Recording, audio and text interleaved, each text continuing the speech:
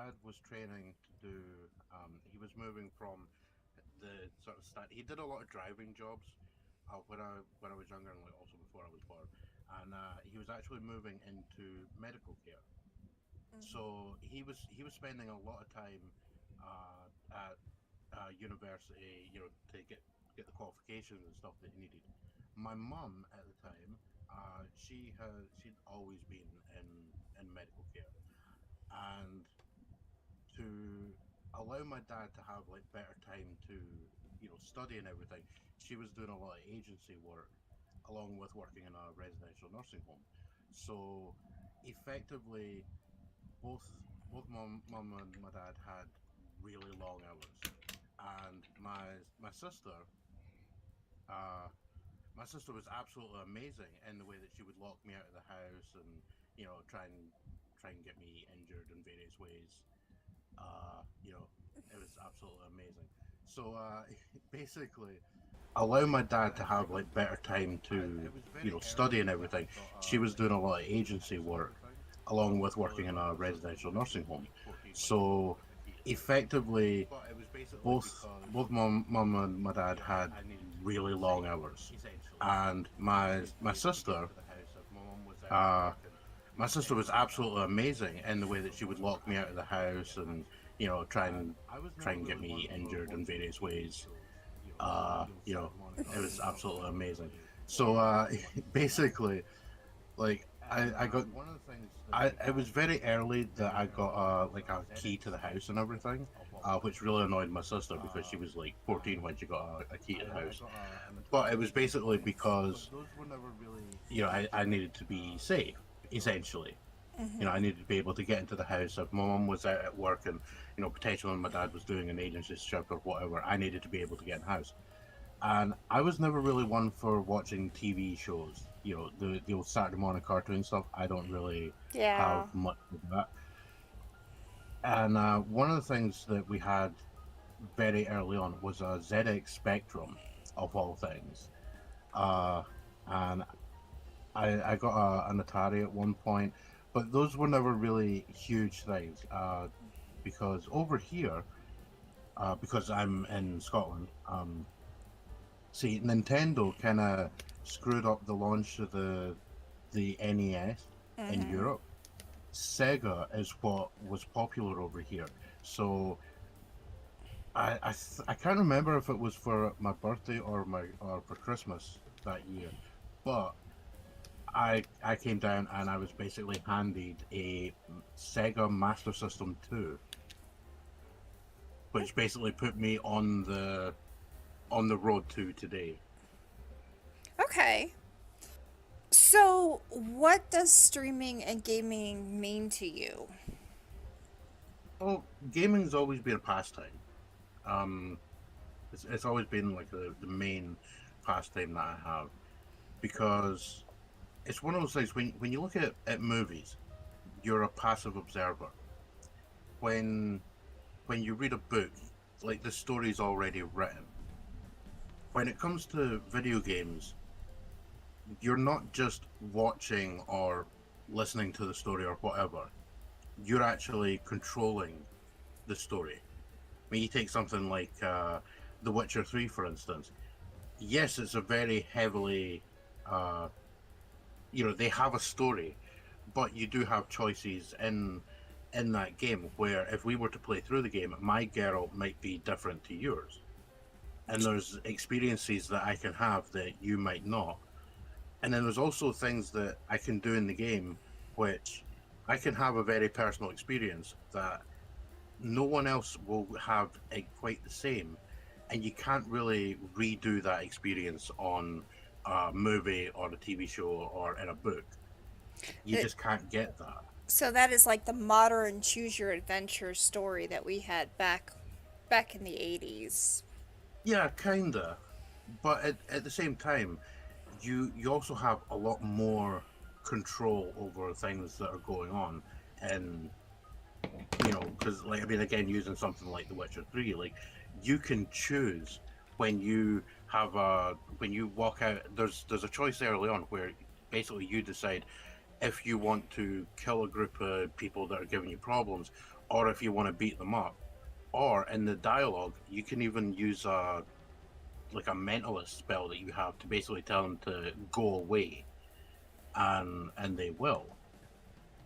And that's something where I mean I've read choose your own adventure books back in the day, and it they didn't really engage that level of choice, because it would be, do you open the box? If you do, turn to page 93, and then it just continues from there. It doesn't actually, I could open the box and then say, oh, look, it's a block of gold, I'll throw it away. Or, hey, it's a block of gold, I'll sell it.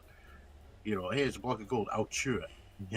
Like, Mm-hmm. that's the kind of thing. Okay. But yeah, in relation to your other question there about the streaming part, Mm-hmm. um, is I'm incredibly socially awkward. I really don't like speaking to people. It's it's never been a thing for me. Um, and it's a lot easier to actually speak to somebody, especially if you've never spoken to that person before. If you have, uh, a jumping off point, like I am playing this video game and you like this video game, so we discuss this video game. It's a Uh, lot easier to do that than start a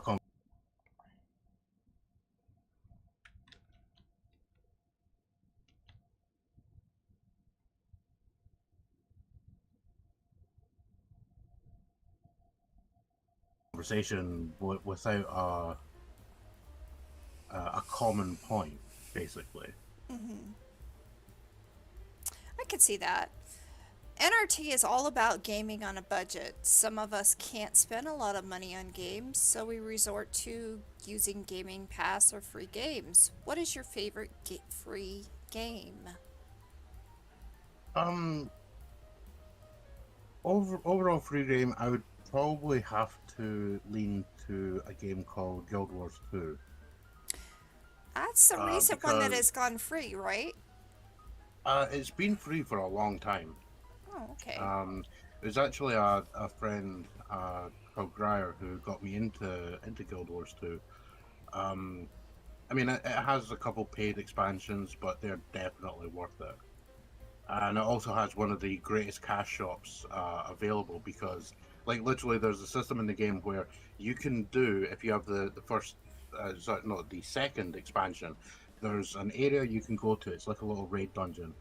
You go there, you'll find groups of people doing what's called Istan runs, where you basically go into this little town, kill a bunch of enemies, collect up a bunch of loot, which typically is plank, like literally planks of wood. There's an NPC outside the town who will buy those planks of wood for something like 2 gold a piece, and then you can go and use that gold to buy gems in the cash shop and buy like cosmetics and stuff without actually paying real money for, which is amazing. I think it's the only game that actually does that. That you can get all the cash shop stuff without spending real money. But That's cool. yeah, the amount of game that you're getting for, even if you're just playing the base game without buying any of the expansions, you have like 4 character slots. You have like 3 very different like sort of starting regions, and it's massive. It's a really good game as well. All right. So, what are your goals as a streamer? uh get paid, make play video games, have fun. Okay. Not necessarily in that order. Quite an easy goal there. Yeah, Yeah. yeah. My general goal is, I mean, I'm not one of those people looking for like, oh my god, I have to be a partner and I have to have 17,000 people on my stream, because that's just crazy.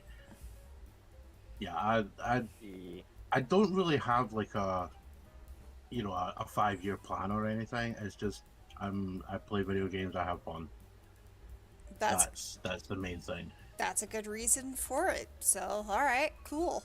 Uh, Exactly. in NRT, we don't just play games, but we play games that each one of us picks. When you choose a game for for the collective to play, how do you choose it? What is your criteria for picking the game?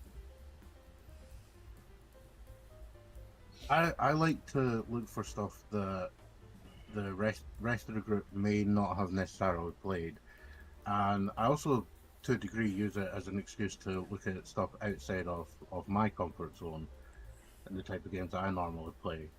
Like I'm not really into horror games quite often, but like at Halloween last year, I decided I was going to make a point of playing that Signalis because it was on Game Pass. So it's effectively, yeah, I could play it without having to potentially spend 20, £30 on a game that I may only play for a few hours and then never touch again. That makes sense to Yeah, me. Yeah. and it's literally that thing as well with, like, I mean, you take for instance the whole thing with Doom. Like, I would never have actually bought the game that we were talking about prior to that because it didn't really appeal to me.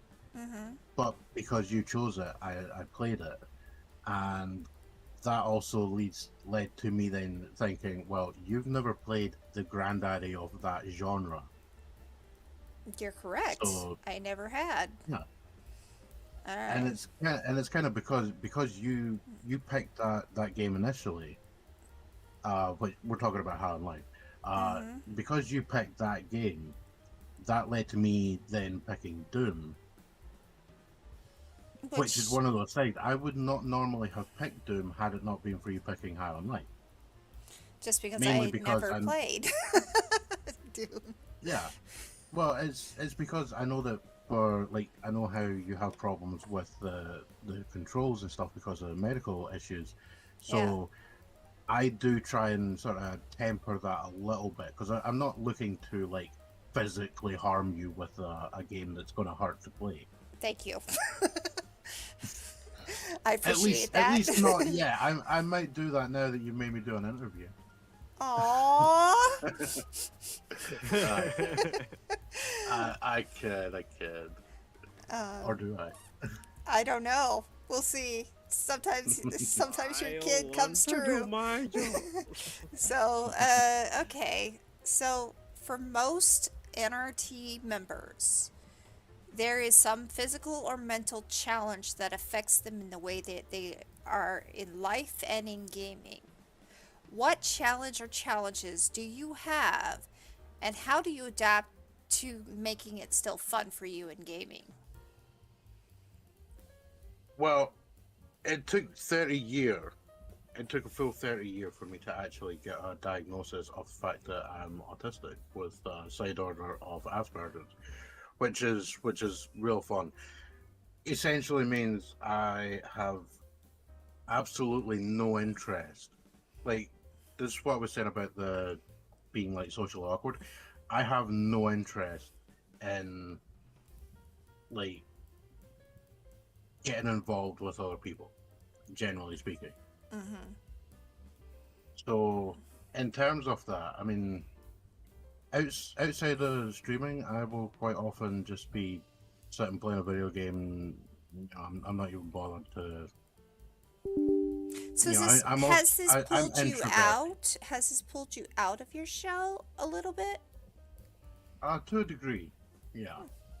Because you Because would as have I say, never met me from across the pond if yeah, exactly. you didn't. So Yeah, I mean, it's like when I used to watch a guy on Twitch who used to stream Kerbal Space Program, hmm and, like, that was literally how I met a long term friend, Grier, hmm because at the time we were both watching that stream, and we were also playing the game ourselves. So we were quite knowledgeable about stuff in the game. So quite often people would ask a question in the chat, and we'd be sitting there watching the stream, and, like, oh, that person's asking that. I know the answer to that question, so type that in. And after, like, a couple months, I found out that the guy who was streaming Scourge 13, he actually had contacted both me and Grier asking if we would be interested in being moderators for him because clearly we knew what we were talking about with the game, and we were essentially like pillars of that community Mm-hmm. around that stream. And then of course we got talking,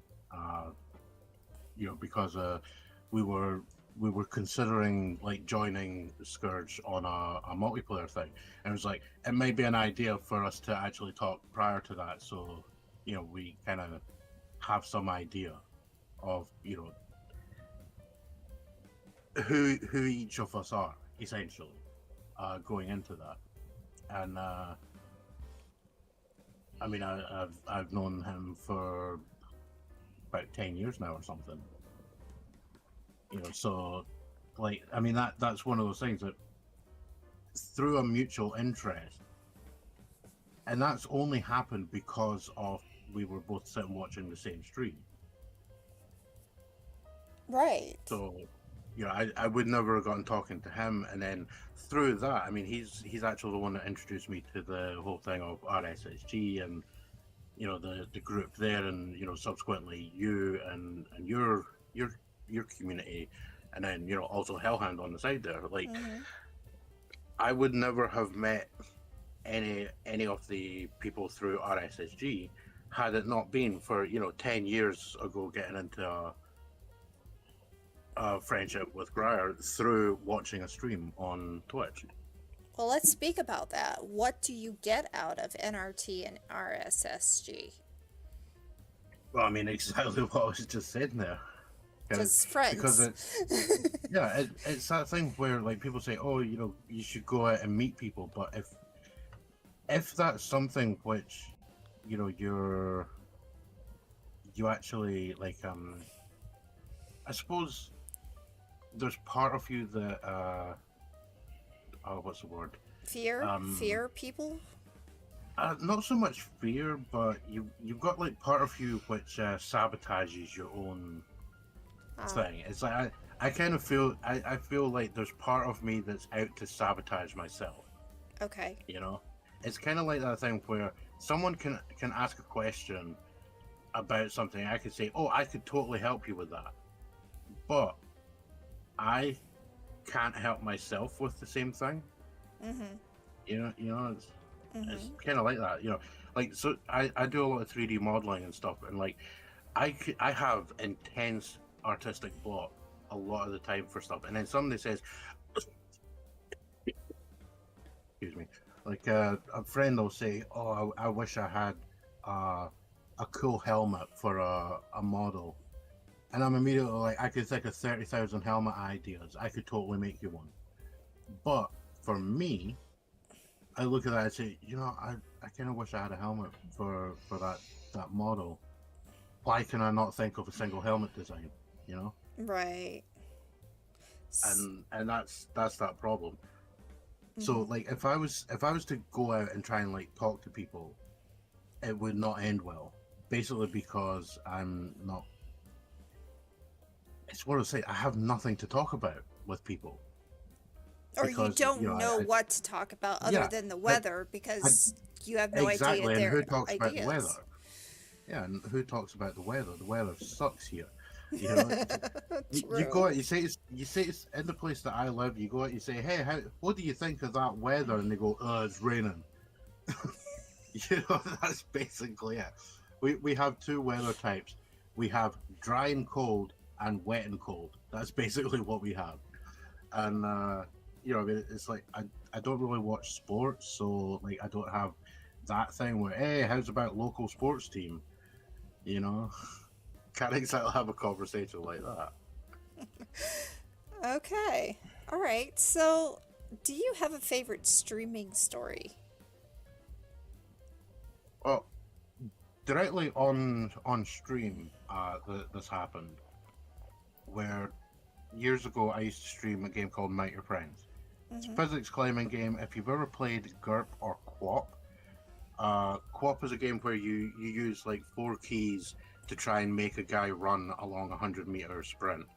Oh, GURP okay. is the same kind of idea, except you're playing as a climber, and you have to press the keys on the keyboard for the grip points for the guy to try and climb to. Like you press the key, he reaches for that point. Mount Your Friends is kind of similar. You basically are climbing a tower that's made by other members of the, like, you have a little team of people, and you're basically trying to create like a human pyramid. Oh, this is the game you want me to play sometime. And I don't even have to pay to get you to play that because it has remote play. But yeah, so at one point in time, I was in a group of very high ranked players for that game because essentially I was one of like maybe 50 people that streamed it.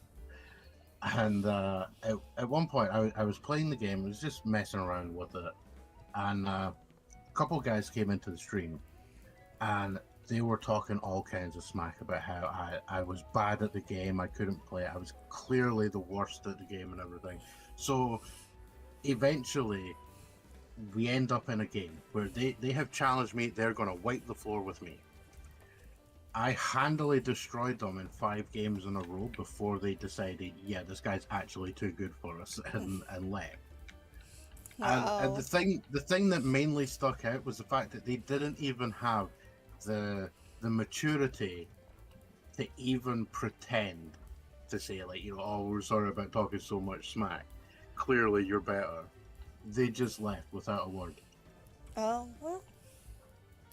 At least it didn't make too much more of a problem for you. Well, I mean, in terms of that, that was probably one of my most watched streams for that, because somehow a bunch of people turned up to watch that, and it was a lot of fun. So, what is your favorite game? And specifically, if you want to, what is your favorite game to stream? Well, at the moment, the favorite thing for streaming is farming sim, just because it has a lot of systems to mess with, and I just enjoy it as one of those sort of relaxing games. I can just put it on stream for 4 or 5 hours. It's fun. Plus, you know, I see a decent amount of viewership, so clearly people are interested in watching the game. Mm-hmm. Okay. So, go ahead and tell us your schedule and your channel, and thank you for participating, sharing your story with us, and being part of NRT. Thank you for allowing me to interview you today, and I hope that this is a great day for us. I do too. And yeah, the stream schedule I'm working on currently is an hour of whatever we're doing for Nexus Roundtable, and then 3 to 4 of whatever my main stream is afterwards, which in case for me today would be more Farming Simulator. Shocking, I know. And other than that, it's Friday, Saturday, and Sunday, 8 p.m. GMT, which is 2 p.m. CST, and then you can adjust for whatever your time zones are.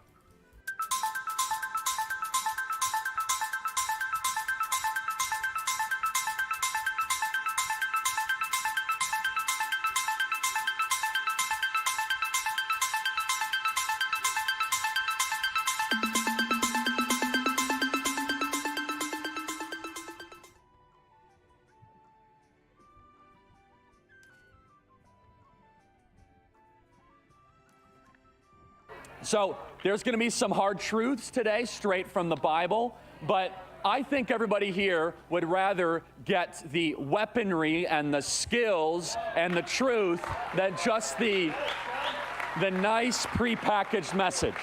And so if you want to get that sort of message, there's plenty of other type of churches and people you can go to, but you're going to feel empowered and you're going to feel equipped. And I know for me, if I ever have some news that is a little unsettling, I want the doctor to tell me straight. I don't want all of a sudden go to the doctor and have the doctor tell me, well, you know, here's the good news, that you're still alive. You know, I want to hear what's wrong and what we can do about it, what we've been given to do something about it.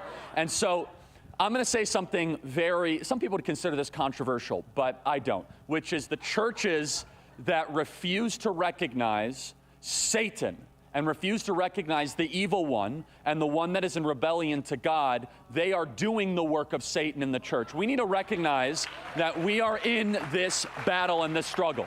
So Satan is a real thing. It's not imaginary. We need to call Satan by name. Now, Satan hates it when we call Satan by name. Now, in the Bible, Satan is mentioned as a person, and always he. Not it, not some sort of amorphous figure, not some sort of idea.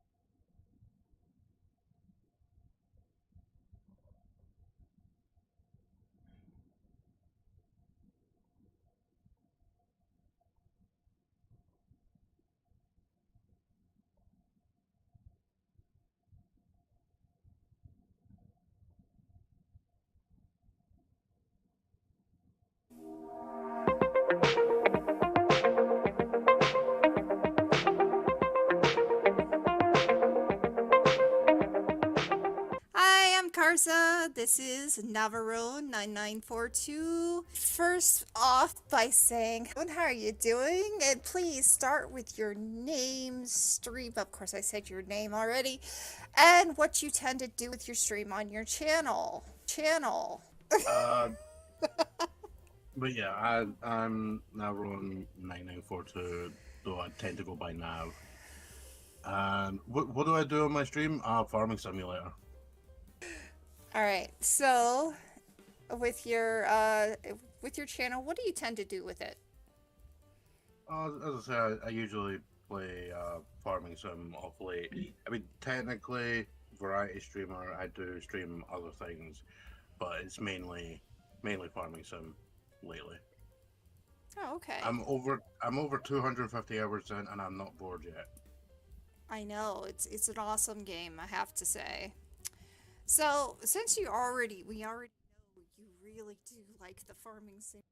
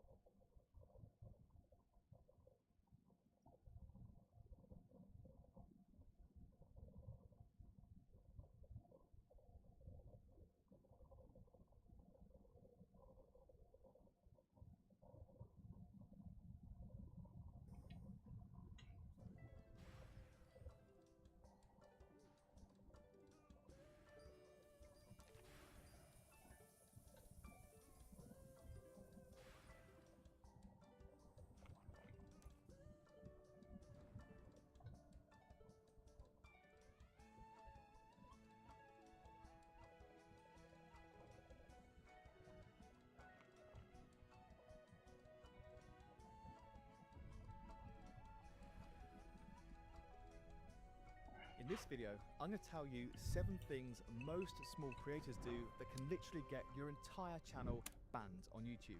And making these innocent mistakes can mean that all of your hard work, your videos, and your progress gone in a second. If you're serious about growing on YouTube, you need to avoid these. And let's break them down for you right now. Firstly, you may have seen the rise of small creators gathering in the comment sections of my videos, and other people's videos too, where they basically ask people to sub to their channel, and you might even be one of these yourself. Now look, I get it. Many of you are looking for a way to get your channel out there and bag a few new subscribers, which is absolutely fine if that's what you want to do. However, if you are getting involved in these, you need to be extremely careful, because if you do this wrong, which a lot of you do, you will get your channel banned. Here's an email I got from one of my subscribers a few weeks ago. She was just another regular small channel, and she saw that everyone was subscribing to each other in the comment section. So she thought she'd get involved by commenting the word subscribed to loads of people's comments. What she didn't realize though is that YouTube actually blocked her channel because it thought she was a bot, because she was spamming loads of comments. Her entire channel was removed because YouTube didn't like the fact that she kept commenting on these threads telling them that she subscribed to them. And all of her videos gone. And it took us weeks of working together to contacting YouTube to try and get her account reinstated. Like, I mean, feel free to pause this video if you want to read the whole email. But this should just highlight just how easy it is to get yourself banned if you do this. So my advice here is, if you are going to get involved in these, don't spam the same comment over and over again. You need to be unique and add value to the group, or just stay away from it altogether. Now, the next common mistake small channels need to avoid making is adding too many hashtags to your videos. And this applies to shorts too. Now you might be thinking, but what's the big deal? Like, surely hashtags aren't that dangerous. Well, YouTube literally has this on their website. It says, over tagging. If a video or a playlist has more than 60 hashtags, we'll ignore each hashtag on that content. Over tagging may result in the removal of your video from your uploads or from searches. So they're literally saying if you try and stuff as many hashtags in as possible onto your videos, YouTube will remove them and your account will end up getting shadow banned because the algorithm will just assume you're a bot account. So I'd personally recommend just using anywhere from 3 to 6 hashtags.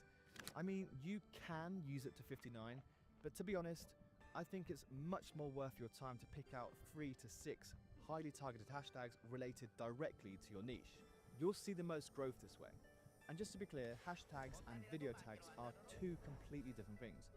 When it comes to tags, there are also some very strict rules you need to follow with these too, but I'll discuss that later on in the video. Now, the next mistake that would get you banned is using other people's content without their permission. Now, I know a lot of you will have seen YouTube experts, including me, telling you to use a tactic called a viral replication, where you basically look out into your niche, identify successful videos, and then use them as inspiration for your own. Now, this tactic can work wonders for small channels, but only if you do it properly. And if you do it wrong, it will lead to you receiving copyright strikes, or worse, having your account taken off the platform altogether. Now, I've seen many small channels copy viral videos, but barely make any changes whatsoever from the original. So if you're someone who uses a viral replication strategy, you need to make sure that the content itself is actually your own words and your own work. Like, don't just copy the transcript of someone's video and then use it as your own. Like, I promise you, YouTube will ban you for it. And on the topic of copyright, you even need to be careful of images you're using for your thumbnails too. Like, if you're taking images for thumbnails like off the web from Google or somewhere you don't have permission to, the owner of that image can write a formal copyright complaint. And I have seen small channels being removed simply because of their thumbnails. So always make sure that you have permission to use images in your thumbnails as well if you take them off the web. But now let's also talk about your overall online safety now. Because as a content creator, you're pretty much putting yourself out there on the entire internet for everyone to see. And that means you'll be interacting with all sorts of people. Some good, some not so good. And if you're not careful, you could leave the door open to some serious problems into your life. And this is where small channels need to be a bit more mindful with what you're doing on the platform. Now, the first thing you need to consider when protecting your actual YouTube account is don't use the same email on your channel description page as the one tied to your actual YouTube account. This is because if someone gets their hands on that email, they could potentially misuse it to cause you trouble with your YouTube account, and it also makes it much easier for people to gain access to your channel if they're determined enough. So the solution here is to create a completely separate Gmail account that you use for public use. This will be the email that you put on your About Me like channel description. It's the one that brands, fans, and potential collaborations will contact you through. This keeps things professional and, more importantly, keeps your personal YouTube account safe and secure.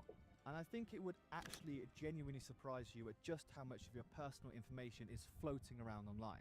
And I don't just mean your name or your email. I'm talking about phone numbers, location data, and even the websites you visit and how long you spend on them. And the scary part is, you probably never gave permission for most of it. And that's because there are hundreds of shady companies out there called data brokers. And their entire business model is collecting your personal data, packaging it up, and selling it to advertisers, scammers, or whoever is willing to pay for it. Now, as a YouTuber, especially if you're just starting out, you're already exposing a lot of yourself just by uploading videos. But once your email is out there too, and once you've signed up for a few tools or made your contact info public, your digital footprint starts growing fast, and it becomes harder and harder to stay in control of what's being shared about you. And that's where Incogni comes in. They're an online privacy tool that I've personally been using. And what they do is they contact those shady data companies on your behalf and force them to delete all of your information. Think of it as like having a digital bodyguard who just wipes your name off dozens of sketchy databases from across the web. And here's the best part. Once you sign up, Incogni keeps working for you every month. So as your info shows up in new places, Incogni will keep requesting removals, so you don't have to. It's super easy to get started, it takes just a few minutes, and honestly, it gives me peace of mind knowing that someone is fighting to keep my personal data off the internet. So if you're serious about protecting your online presence as a YouTuber, I highly recommend checking them out. Take your personal data back with Incogni. Use code CREATOR at the link below and get 60% off an annual plan. Okay then, so the second thing you need to consider when thinking about the safety of your YouTube account is connecting your channel to too many apps. And this is another big mistake I see small channels make. And it's where they're connecting their YouTube channel to way too many third-party apps. And I get it, look, there are so many new AI softwares out there right now, and some of these tools might be things like analytics dashboards, editing software, or even AI tools that help your channel grow faster. But every single app you have connected to your Google account is like opening a tiny door to your channel. And the more doors you have open, the easier it is for someone to sneak in. Now here's where it gets a little bit risky. Like, even if one of those third-party tools gets compromised, or worse, if it's actually just a scam tool designed to look legit but really just harvest your data, your entire account could be vulnerable. And that means someone else could gain access to your YouTube channel. It could change your login info or even delete everything you've worked so hard to build. So here's the fix. Go to google.com/account, click on security, scroll down to third-party apps with account access, and start removing anything you don't absolutely need. Like, if it's not essential to your channel, or if you don't recognize it, get rid of it. Like on my channels, I only ever have a couple of reputable brands on there that I know I can trust. And you should only be connecting to tools that you 100% trust too. And this is just another simple way to protect your channel from potential threats.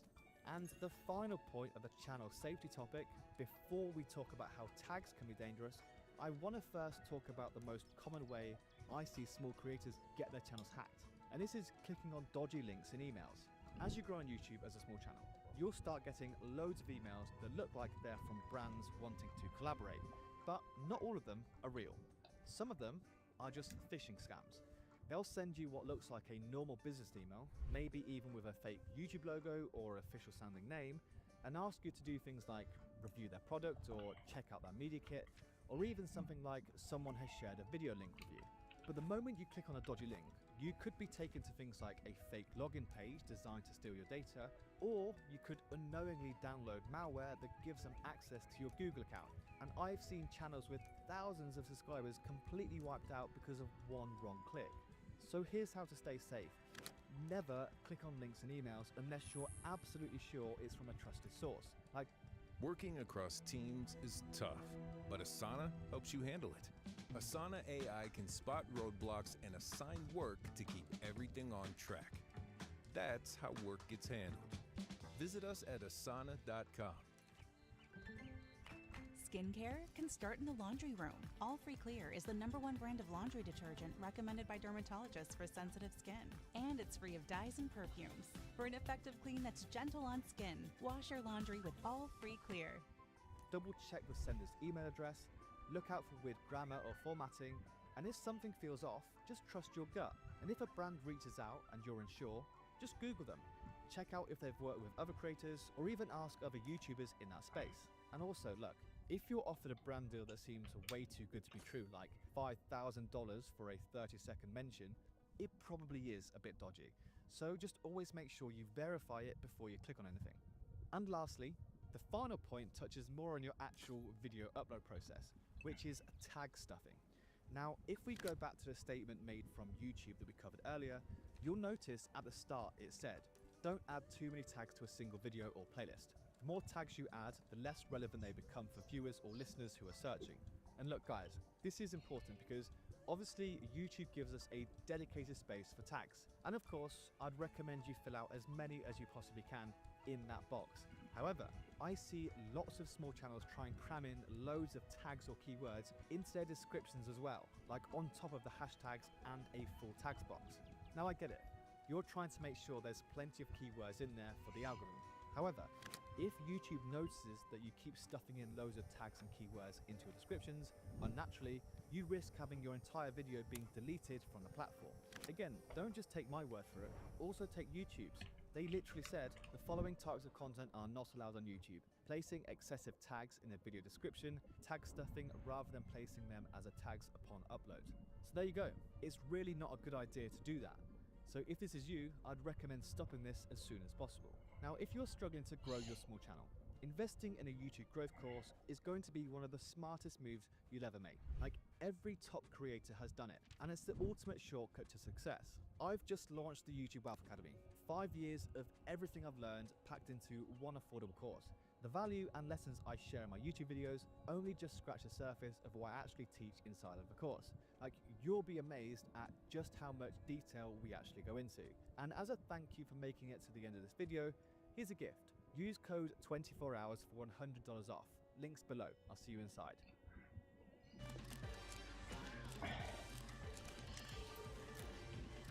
Good evening and welcome to a program devoted entirely to lefties losing it.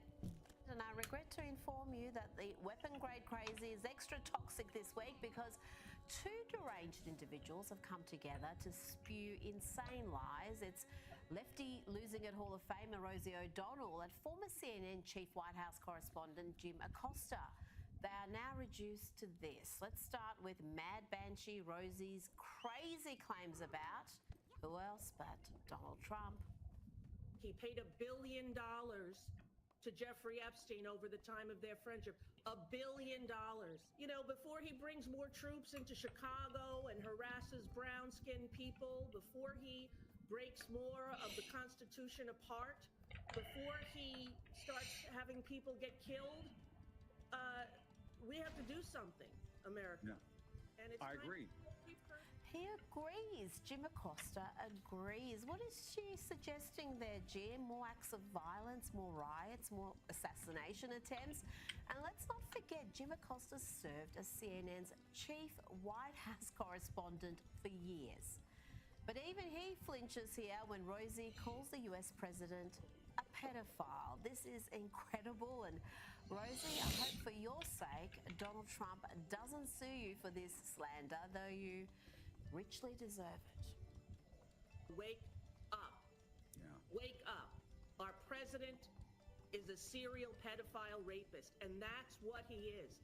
And in America, you're allowed to have an opinion.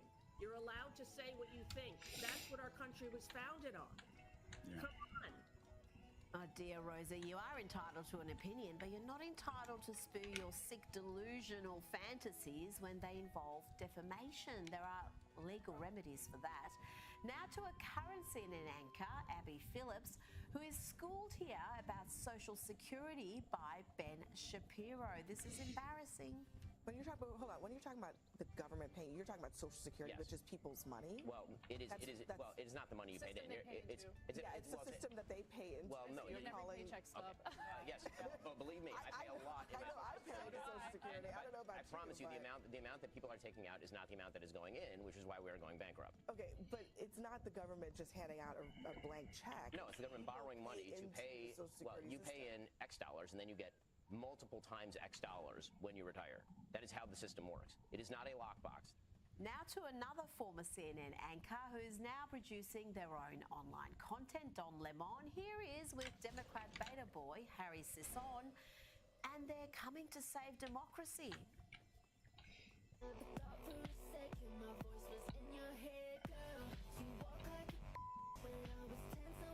While we're on Don Lemon, did he put his foot in it with Democrat Sarah McBride, who is a man who identifies as a woman?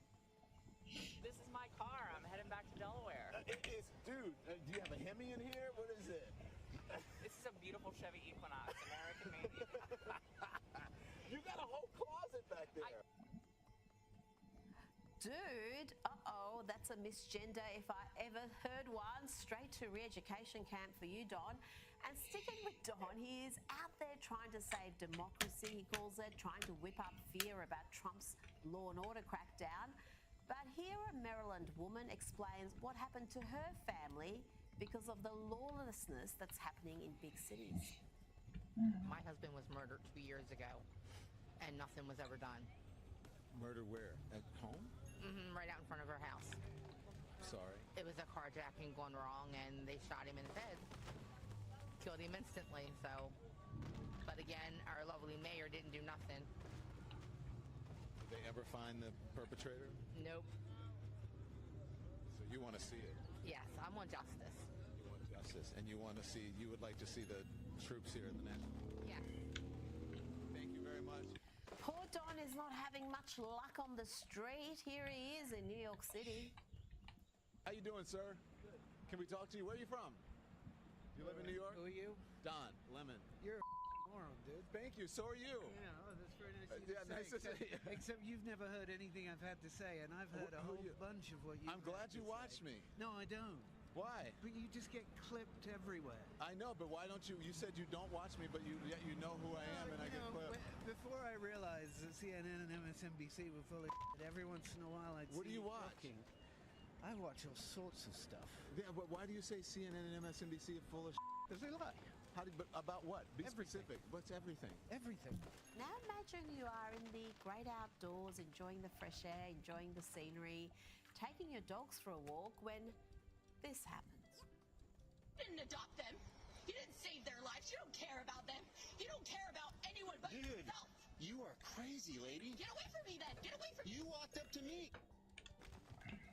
Oh dear, all that because that poor guy had purebred dogs. So she was triggered because they weren't adopted, she assumed.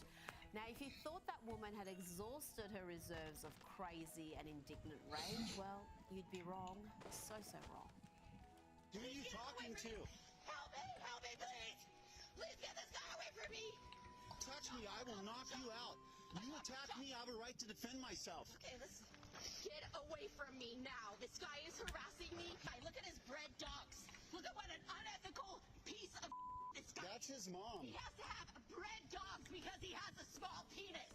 You know, when people act that crazy, act that weird, one assumes that they're on something.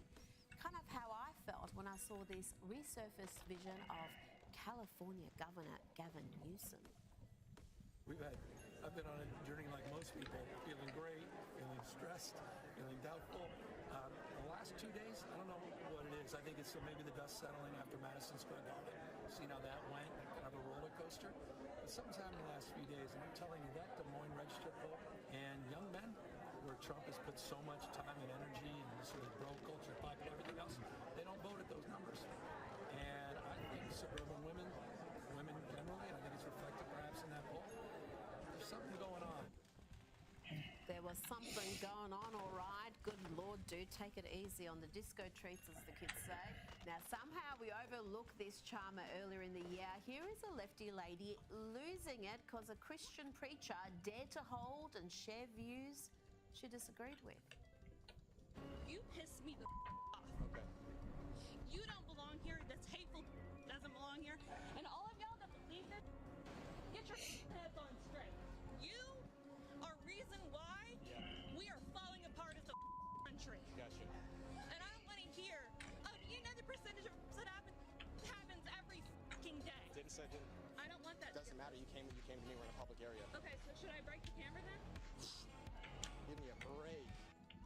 They always resort to violence or threats of violence, don't they? Let's give this lovely lass another chance, though. I'm sure she can make an argument without resorting to threats and violence. Here she tells a Christian preacher he's not really Christian because he's against abortion. And I have no problem with Christians that actually act like Christians. That's not acting like How have I not been acting like a Christian? You've been coming here yelling at me. You're anti-abortion, for one. Right. It has nothing to do with you. Are you a woman? No, I'm not. Do you have a... But in 2025, I could identify as it. You wouldn't be able to tell me otherwise. Oh, so you're anti-trans, too? Says who? You just told me that. Anyways, I'm just gonna stop. I'm just gonna ignore it. You want to go to jail? Time to check in with Democrat Congresswoman Jasmine Crockett, who is, for some reason, dressed like Prince here, and she wants you to know that she is a very serious lawmaker, but she's also ready to throw hands. I want y'all to know that every day that I walk in those halls, regardless of whatever rhetoric they put out about me, I am a very serious lawmaker. At the same time, if you try me, you will find out. I just want to be clear about that because I am truly a black woman at the same time. Here, Jasmine shows us what a serious thinker she is. She says this out loud on television that law enforcement isn't there to prevent crimes. It's hard to fathom how idiotic this is, but it's Jasmine. Law enforcement isn't to prevent crime. Law enforcement solves crime, okay? That is what they are supposed to do. They are supposed to solve crimes, not necessarily prevent them from happening, per se. Now, last night we spoke about the media's shameful silence on a horrific murder in North Carolina because it does not fit their preferred narratives. The brutal murder of a young Ukrainian woman would have never been properly exposed if not for platforms like X. And that has upset the likes of CNN potato Brian Stelter. He appears more horrified by the outrage about this murder than the crime itself. The energy from pro-Trump activists. They picked up on this video from local news and ran with it. It's a little bit like the times when civil rights groups have raised attention about police-involved shootings. In this case, it is Trump-aligned influencers who are posting up a storm about this case on social media. Really, over the weekend, Elon Musk, Charlie Kirk, other Trump-aligned figures succeeded in making this senseless death a symbol of big city crime. And it's being used, as you said, Brianna, as a political symbol, with MAGA media calling for more forceful punishments and more incarceration. I have to say, some of the replies to Musk, some of the comments around this story are baldly racist, stoking fear of African Americans because this man attacked a white woman. The open racism on sites like X today, it's eye-popping. And we're going to have some shameful antics from CNN shortly. You will not believe how low they have sunk, but let's start tonight with the leader of the free world facing down demented protesters ruining everyone's dinner. President Trump was at Joe's Stone Crab in DC to enjoy a meal with VP JD Vance, Marco Rubio was there, Pete Hegseth.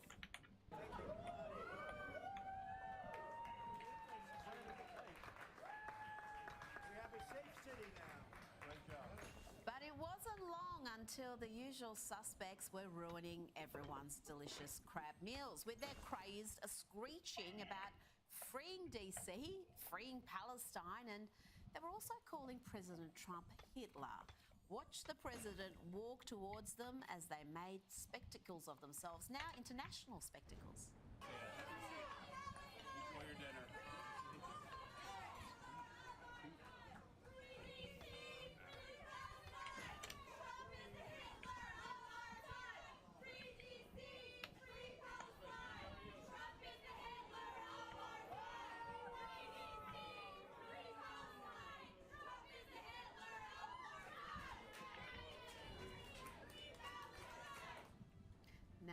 as a hint for the diabolically dumb women in that clip, if Trump was Hitler, if he was a modern-day dictator, you would never be seen again. You think you can scream insults to, I don't know, Xi Jinping or Kim Jong-un? If you did, you'd be in a Labour camp or dead in quick time.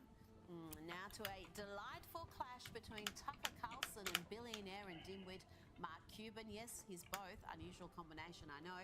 Here they are discussing funding for Ukraine. Half my family is Ukrainian from my grandparents. And so, you know, personally, I think we should help. But I don't have a studied answer for you. How much money have you sent to Ukraine? None. Oh, so what do you mean by we? You're the one whose family's from Ukraine. Like, why don't you send them $1 billion? Because I'm trying to fix healthcare. Well, why don't you fix their healthcare if you're like so deep? If you think we need to help, why don't you start? How about you first? Yeah. I notice that's never like even an option for anybody. It's like, we need to help. That's not what charity is. Forcing other people to help is not charity. It's vanity. Love that. We need more Carlson v. Cuban content in our lives. Now to another clash, but this one was very much one-sided despite the best efforts of MSNBC host Mika Brzezinski. Watch how borders are. Tom Homan demolishes her ridiculous claims and calls out her earlier misleading coverage of ICE operations. I see on the show this morning you have Governor Healy talking about ICE doing enforcement operations at a church. False. Didn't happen. They were parked there. They did not do an operation there. She said they were parked in a public space legally. But to say that and to push that out there puts fear in the immigrant community. So let me tell you what's happening. That puts fear in the community. Right. To park the ICE agent's vehicle near a church. They are on a public street. She said they're on a public street waiting to respond to a criminal alien release pulled aside the road. Let me tell you, in the last couple of days, what's happened in Boston. They've arrested Victor Gomez Perez, a 33-year-old criminal alien from Guatemala, with charges of aggravated rape, assault and battery with dangerous weapon, indecent assault and battery on a victim 14 years or younger. They arrested Kaylee Espinosa, a 34-year-old criminal alien from Colombia, with charges of aggravated assault on a pregnant victim. They arrested Joshua Gonzalez, a 24-year-old criminal alien from Dominican Republic, with charges for trafficking heroin, morphine, opium, resisting police, disorderly conduct, and drug distribution. They also arrested Samuel Armando Barrero, a 20-year-old criminal illegal alien from Guatemala, pending charges for assault and battery on a child. This past year, I've seen innocent Americans raped and murdered by people who are not supposed to be here. So rather than going back and forth and say, well, ICE has got a car parked near a church, that is ridiculous. Ridiculous indeed, but Mika was not done yet. Having hit rock bottom, she decided to start digging. I would argue that actually the ICE vehicle parked outside a Spanish mass is a frightening sight given what has happened in this country. I also, with respect, sir, thank you for the information that you have shared on this show, but we would appreciate all of the information, all of it, all of the data that you say you have. I've done this show several times. Every time on your show, I speak with integrity, I speak with honesty, and I speak with facts. The bottom line is, because of all this false narrative, and you using the term disappearing people is disgusting. What's happened. That happened to the group that was sent to us. She is determined to make a monumental fool of herself by repeating these debunked Democrat talking points. Even some Democrats, the sensible ones, have stopped making these claims, but not Mika and not MSNBC. They are going down with the ship. Why a lot of these people have been disappeared. You say you have data. We would love to see it. The American people should see this data. Well, here's the rhetoric again, right? You just disappeared. That is a ridiculous thing to say. Why? Because ICE is doing the same thing we've done for decades. But because of the last 4 years, ICE wasn't allowed to enforce the law. But we're doing the same thing right now that we did when I started back in 1984. ICE agents are enforcing the laws enacted by Congress. Now to CNN disgracing itself again by accusing Donald Trump of seizing on the murder of a young Ukrainian woman, a murder they had refused to cover until now. Ukrainian refugees' murder caught on camera. It is absolutely horrific. Trump is now seizing on this to push his nationwide crackdown. And it gets worse. Have a listen to what CNN anchor Abby Phillip had to say. She seems to be more mad at Charlie Kirk for bringing attention to this sickening crime than the barbaric thug who killed an innocent woman. When you are mentally ill, you have a hard time knowing that you are mentally ill. But also, I mean, people like Charlie Kirk, Van, they've been looking for opportunities to make this some sort of like reciprocal George Floyd situation. And that's the part that I think he's almost giving away the game. And it's sad to see a lot of people going along with it. You know what? I'm almost speechless. Comparing that poor innocent woman to George Floyd is bad enough, but get ready to be truly disgusted. Here is Van Jones. We don't know why that man did what he did. And for Charlie Kirk to say, we know he did it because she's white, when there's no evidence of that, it's just pure race mongering, hate mongering. It's wrong. Then he says that if something like that had happened the other way, there would be sweeping changes imposed on society. Where is the George Floyd Policing Act? It didn't pass. Well, no evidence except the killer saying, "I got the white girl," and the fact that he was seated with 5 others around him who he didn't attack, who all happened to be black, but he targeted Irina pretty much as soon as she sat down in front of him. All of this had White House Press Secretary Caroline Leavitt fuming when she addressed the media earlier today. Irina Zarutska was stabbed to death on the rail system in Charlotte, North Carolina by a savage career criminal. The most enraging and unacceptable part of this story is that her death was entirely preventable. DeCarlos Brown never should have been on that train that night. In fact, he should have been behind bars. Previously served 5 years in prison for a robbery with a deadly weapon charge. And he had also forfeited bonds 3 different times, twice in 2014 and once in 2023. Despite all of this past documented criminal history, when Brown was arrested yet again in January of this past year, a Democrat judge, who I will add was a strong supporter of former Vice President Kamala Harris, released this insane criminal once again without requiring him to pay any bail. He simply had to sign a written promise to return for his court hearing. Think about how crazy it is to ask a career criminal, someone who by definition repeatedly breaks the law, to just sign a written promise and come back again another day. This is madness. And Caroline Leavitt had a message for those in the media who had refused to cover this shocking murder. And perhaps most shamefully of all, the majority of the media, many outlets in this room, decided that her murder was not worth reporting on originally because it does not fit a preferred narrative. Many of the journalists in this room spilled plenty of ink trying to smear Daniel Penny for defending a subway car from a deranged lunatic in New York City, but none of those same reporters lift a finger to write stories about an actual murderer. Here's the truth that every American must know. Too many innocent people across the country continue to pay the price of the failed experiment known as cashless bail. Tonight's edition of Lefties will feature some of the ugliness, some of the utter depravity that has followed the murder of Charlie Kirk, a thoroughly decent, principled man brutally murdered today, and the soulless ghouls of the left were quick to celebrate. There are a lot of people that are like, no matter what side of politics you're on, you should never celebrate something bad happening to someone. I, on the other hand, do cheer when bad things happen to bad people. Charlie Kirk just got shot. Well, breaking news, folks. Seems somebody just took a shot at one of the Fantafast's favorite 5-mile-wide mouthpieces, Charles Chuckle Kirk.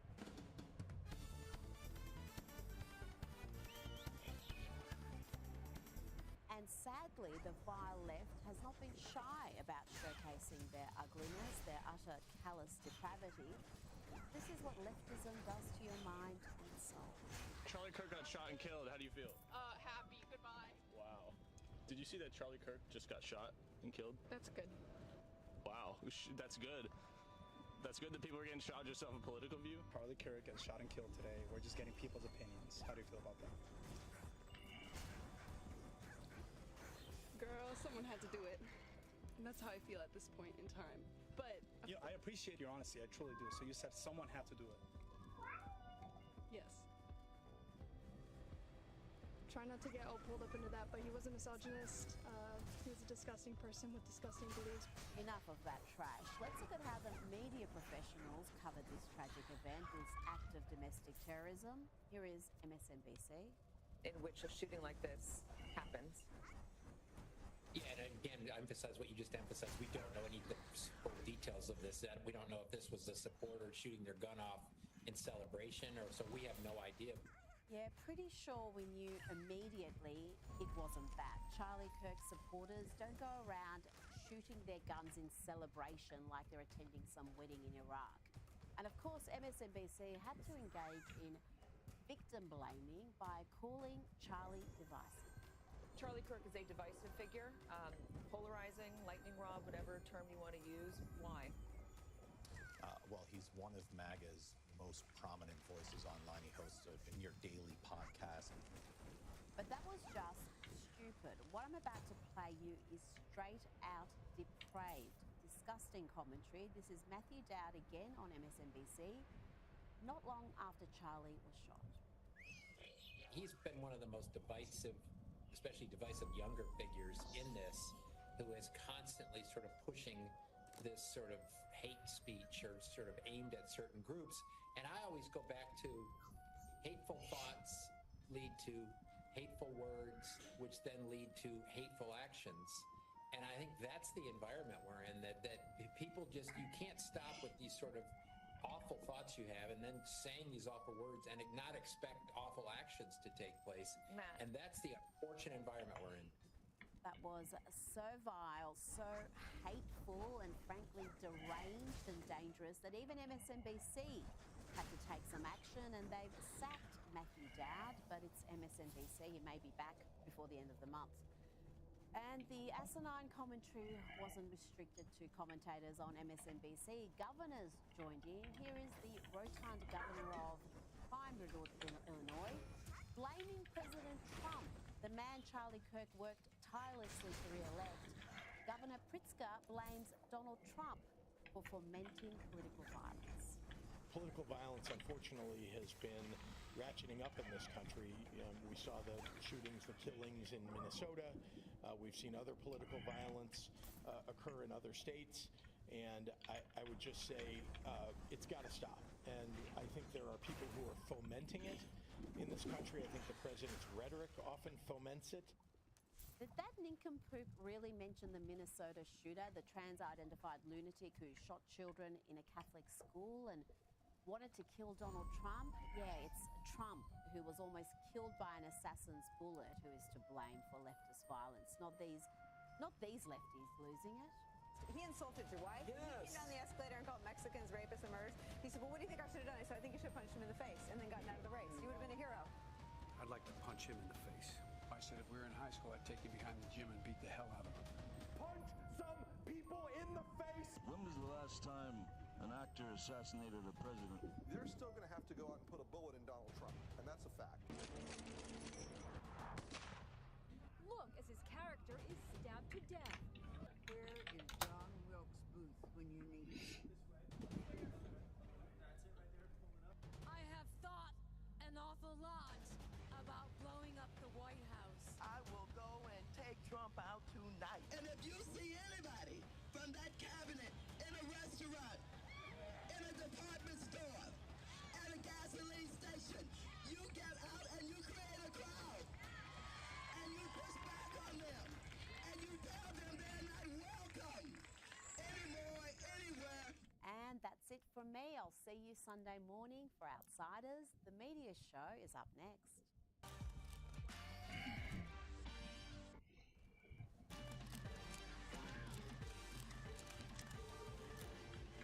Good evening and welcome to a program devoted entirely to lefties losing it. She is back, the cackler-in-chief Kamala Harris, the woman who squandered $1.8 billion to lose every swing state, the Electoral College and the popular vote. Well, she was back doing what she does best, giggling like a giddy schoolgirl on prom night.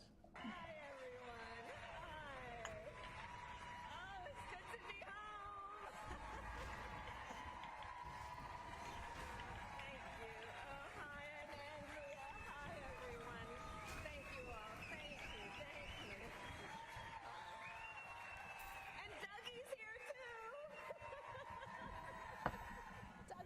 there too. Oh gosh, I really thought we had been unburdened by what has been, but here she is again. Now, this was her first major speech since losing the election in a landslide, and she chose to speak at an event run by a mob called Emerge, an activist group that recruits and trains Democrat women to run for public office. And despite being VP in the administration that caused unprecedented damage to the US, from the border crisis where they allowed millions to flood in illegally each year to presiding over numerous disastrous policies, from Bidenomics to the botched withdrawal from Afghanistan, despite all that, Kamala was full of criticism of the Trump administration, and she told a crowd of lefties losing it that despite the election result, the country belonged to them. This country is ours. It doesn't belong to whoever is in the White House. It belongs to you. We love a little stern Kamala, but really that ain't her. She's the word salad queen, and she delivered another doozy with this elephant tale. Yes, elephants. Maybe they understand the significance of the passage of time. Who saw that video from a couple of weeks ago? The one of the elephants at the San Diego Zoo during the earthquake? Google it if you've not seen it. So that scene has been on my mind. Everybody's asking me what you've been thinking about these days. Well, Just wow, you dodged a bullet, America. Though I can say this about Kamala, the lady can dance. She's got some moves and she's learnt some more. It's part of how she maintains what they say is her black joy. So, how are you in this moment maintaining your black joy? All right, sweat. 1, 2, 1, 2, 1, 2, 1, 2. Now cross. All right.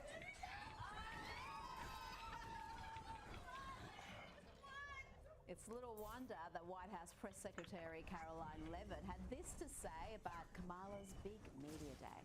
Just to add on the Kamala Harris point, I think I speak for everyone at the White House. We encourage Kamala Harris to continue going out and do speaking engagements. Let's have a little trip to Germany now and see how the mad Berliners are protesting against milk. Yes, milk is apparently inhuman and inhumane. Try to see if you can figure out what's happening here. I love my women, and look after them as members of our parliament with a high standard of welfare and trust. Your sympathy has made me feel personal. Real showstoppers. Let's stay in Europe and go across to Sweden, the land of the little doom goblin herself, Greta Thunberg. And though she's moved on to being an anti-Israeli activist nowadays, some of her fellow countrymen are vandalising Tesla outlets in some, I don't know, misguided protest against what exactly?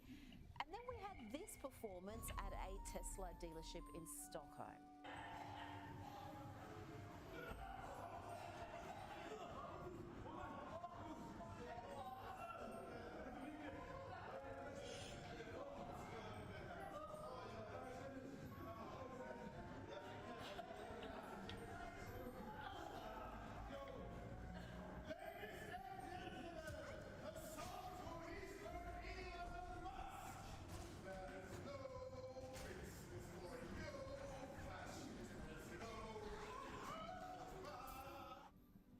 I think that's all the European tomfoolery I can handle for one day. Let's go to Harvard now. You know, the once prestigious Ivy League school, the pinnacle of academic excellence. Let's see what leftism has done to that institution.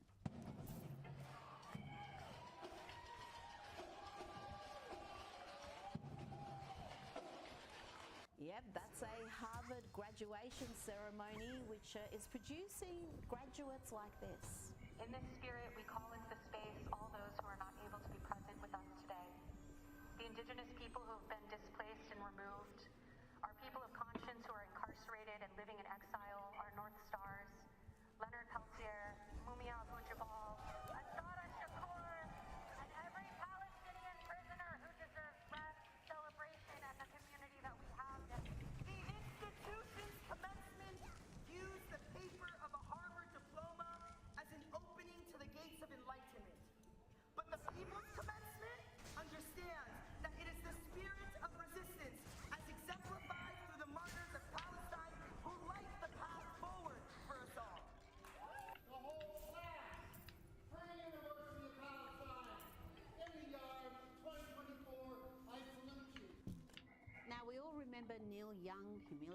himself by firstly boycotting Spotify in protest against Joe Rogan. After trying to get the world's most popular podcaster cancelled for so-called misinformation during the COVID era, he wrote, "They can have Rogan or Young, not both." Yes, he wrote that in an open letter. The silly old delusional fool was back at Spotify with his tail between his legs. Seems money trumped his principles. Now he has launched another protest with a song lambasting Elon Musk. So let's see what he's singing here. He's singing what?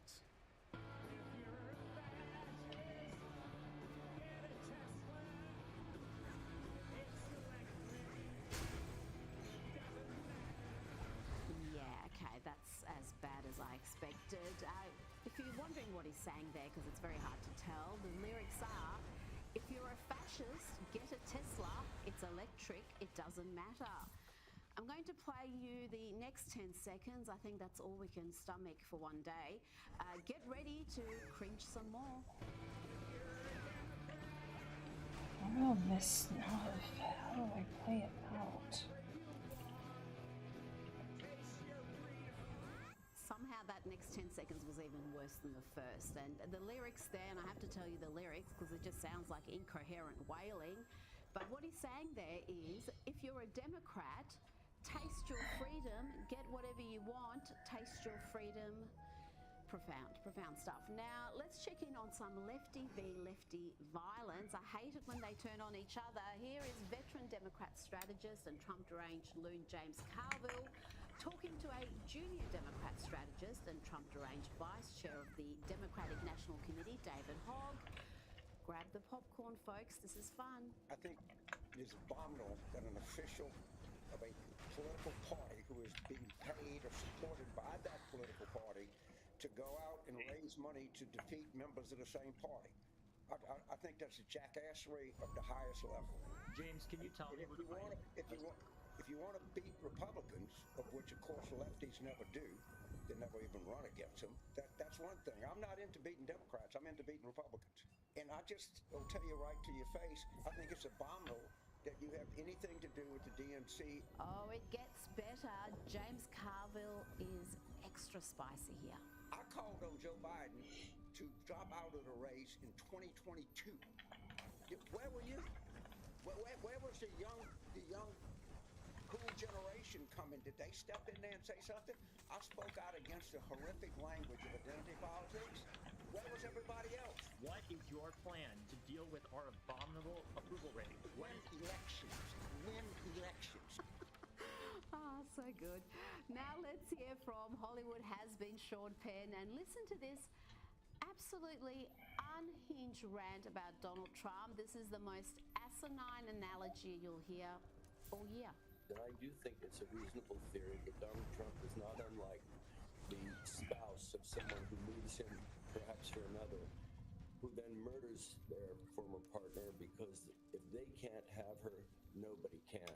And I think Donald Trump in his solipsism may have that relationship with the world, and that this destruction is in part a power play and also a literal intention of his final act. You think he'll try to stay on? I think he might try to destroy the world before he ages out of life. Now, do you think there was any pushback against that madness from Jim Acosta or Eric Fang Solwell? No. Instead, we got this from the man who had an affair with a Chinese Communist Party spy. The nerve of this dude. This is just more tedious lunacy. In the history of dictators or those who aspire to be dictators, there's never a succession plan, right?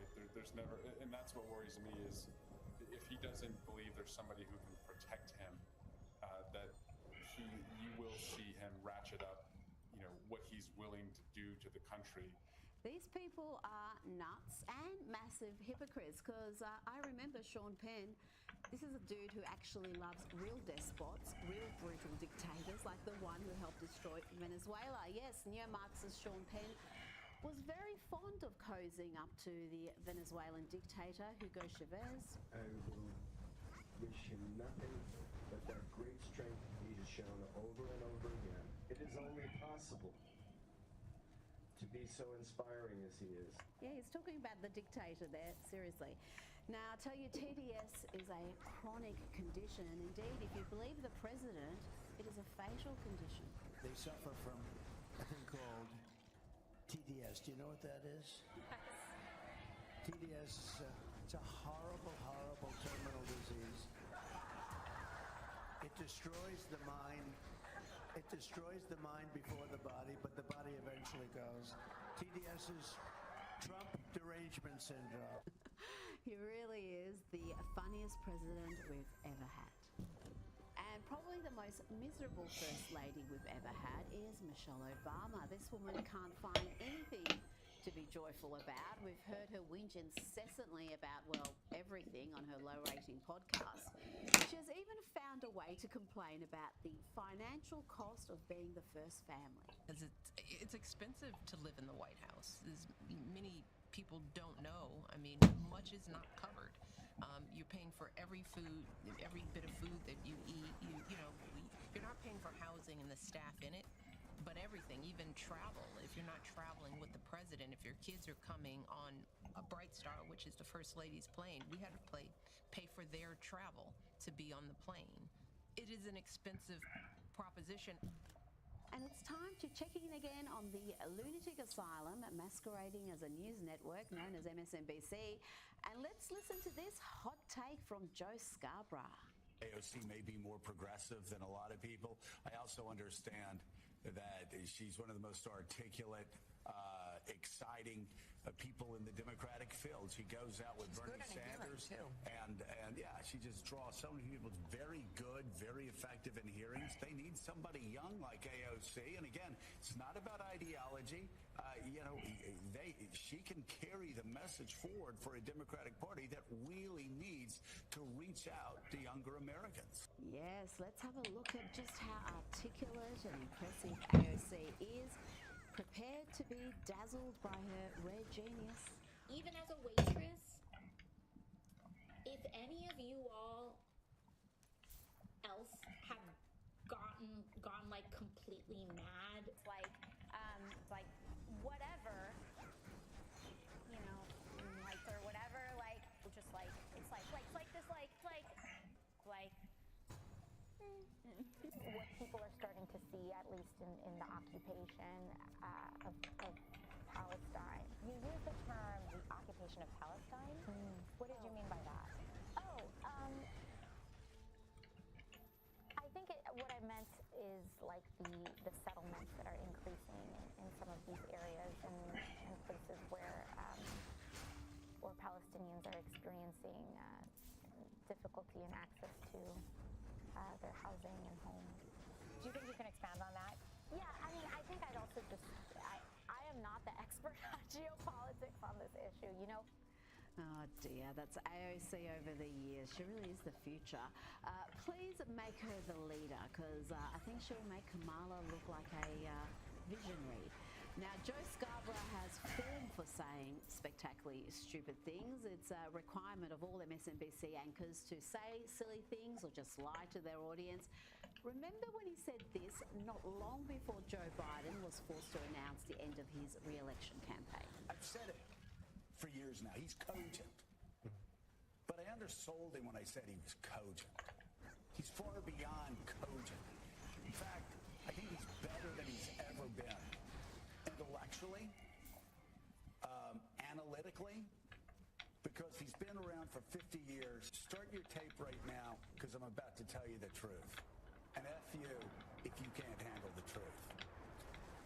This version of Biden, intellectually, analytically, is the best Biden ever. Not a close second. And I've known him for years. The Brzezinskis have known him for 50 years. If it weren't the truth, I wouldn't say it. Best Biden ever, and F you if you can't handle the truth. Dear. God damn. Now, Joe Scarborough was telling the dim-witted MSNBC audience not long after that Kamala had it in the bag. She was going to beat Trump. When you start seeing numbers, real numbers, like what's going on in Georgia, suddenly you feel like telling Democrats that are bitching and moaning about what the Harris campaign's doing, hey, calm down. You know what? Victory is in sight in less than 3 weeks. If you go out, work hard, and do your job. The opponent is imploding, and Harris is doing better than ever. Victory is in sight. Sadly, it wasn't. It was a landslide loss that was in sight. But you know what? We never got any apologies for those untruths, but we did get an apology in recent days from MSNBC after they aired this bit of fake news. What do you make of that? That he's just been a little less visible than I think a lot of people, Trump observers, expected he would be. Yeah, well, reportedly he's been visible at nightclubs far more than he has been on the 7th floor of the Hoover building. Oh, really? It wasn't long before we got this correction. And now let's circle back to a segment from Friday's show. Frank Figliuzzi was on that morning during this hour discussing the work of administration officials. At the end of that segment, Figliuzzi said that FBI Director Kash Patel has reportedly been more visible at nightclubs than at his office at FBI headquarters. This was a misstatement. We have not verified that claim. And here is another MSNBC favorite, this time appearing on another platform. This is LE&RN. And this lefty losernet loves illegal immigration so much, he doesn't even care if an illegal immigrant kills him. He wants you to know that. Why do I care what their status was when they committed the crime? If you can prove they committed a crime. I say in the book, if I get shot, if I get murdered by an undocumented immigrant, please tell my children I did not care that they were undocumented. Right. Now to New York Attorney General Letitia James, who was elected on a platform of getting Donald Trump and who is facing serious investigations over alleged mortgage fraud. Well, she's on the warpath. You want me to sit in my seat and stand idly by and allow this craziness to happen? You can come after me if you want, but you elected me to stand up. You elected me to use the law. You elected me to go to court. You elected me to continue to challenge this administration. You elected me to stand up for the least of God's children. You elected me to continue fighting on. Now, this is just maddening. First, the heartbreaking story of two young siblings missing in Nova Scotia. For the better part of the week, Canadian police are beginning to scale back search efforts. They say there are low odds the children will still be alive. But listen to how they start a press conference into this tragic story with a inane land acknowledgement. This is Canada. First, I acknowledge that we are in Mi'kma'ki, the traditional and unceded ancestral territory of the Mi'kmaq people. I also recognize that African Nova Scotians are a distinct people whose histories, legacies, and contributions have enriched that part of Mi'kma'ki known as Nova Scotia for over 400 years. Yet Canada, a country that has suffered enormous damage thanks to the far-left policies of the Trudeau government, and they just voted for more of the same. Let's look at a couple celebrating Mark Carney's big win. Canada, you did it. You chose hope over hate, unity over division. Trump, take note. This is what democracy looks like. Mark Carney is the leader of Canada and what the world needs right now. Someone that's ready to stand strong against Trump and defend democracy. Tonight, Canada sent a message. Tyranny doesn't win here. Fear doesn't win here. Division doesn't win here. Now, I've tried all week to save you from the dangerous weapon-grade levels of cringe of this following interview, a podcast featuring Meghan Markle, but alas, we must all suffer together. Here is Meghan talking to a woman called Jamie Kern-Lima, who seems to be even more fake and insufferable than the Duchess. Very first question, because I think in friendship it's so important. And I think so many people also have this question for you is, Meghan, how are you? And are you okay? That's so kind. I am. I'm better than okay. How are you? I know you always make it about today, which by the way, I just have to say, you are the most generous friend. You show up for your friends. Today, I just get to talk about you. So I'm excited about. Yes, it really is that awful. The whole hour-long ordeal may have even been longer. I may have blacked out from smacking myself in the head. How else are you supposed to deal with tripe like this? Oh my gosh, I work so hard and I appreciate what hard work looks like. I like working hard. And I'm still working hard, right? The moment that everything sells out, it doesn't mean that we're done. It means we're working on replenishment and what are the next SKUs and what's the next tranche of products and what's the timing on that, and writing the newsletters and writing the social media captions and making sure that all that feels in line, and what's the cadence of it, and what's the photography that we want to do, and what do I want to wear for those shoots, while also editing all the time-coded notes for season 2 of With Love, Megan, and then being in edits for the podcast and being a mom and a wife and a friend. Those are all jobs. Yeah, Megan wants you to know that she's so busy. She's got no staff. She's out there writing the social media captions herself. So busy. And don't forget, she's a princess too, and Harry is slaying dragons to rescue her. You know, look what we built. We've built a beautiful life, and we have 2 healthy, beautiful children. And, you know, and I always think about it like the end of Super Mario Brothers, when you get to the final level, and what's the goal in Super Mario? They're like, slay the dragon, save the princess. I'm like, that's my husband. Who's Harry rescuing her from? The family she abandoned before making him abandon his? But don't feel too sorry for Prince Harry. This is a middle-aged man after all. He's about 40. He chose to embarrass his family. He brought tons of grief to the ailing grandmother who supported him throughout his life, Queen Elizabeth II, in her final days. And he now wants to rewrite history. You accuse members of your family of racism. You don't even... Well, the British press said that. Right. Did Meghan ever mention they were racist? She said there were troubling comments about there was concern about his skin colour. Right. Does he think we've forgotten this diabolical travesty? Concerns and conversations about how dark his skin might be when he's born. What? Who is having that conversation?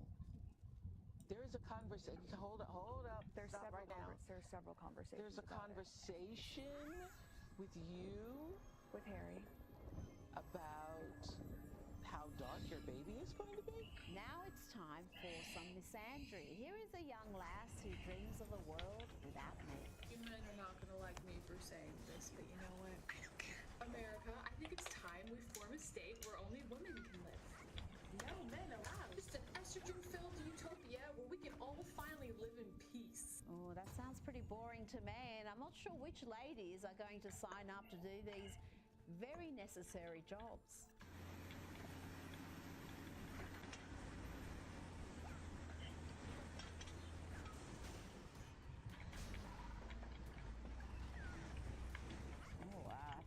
We need to see more of this oil rig work for education purposes, of course.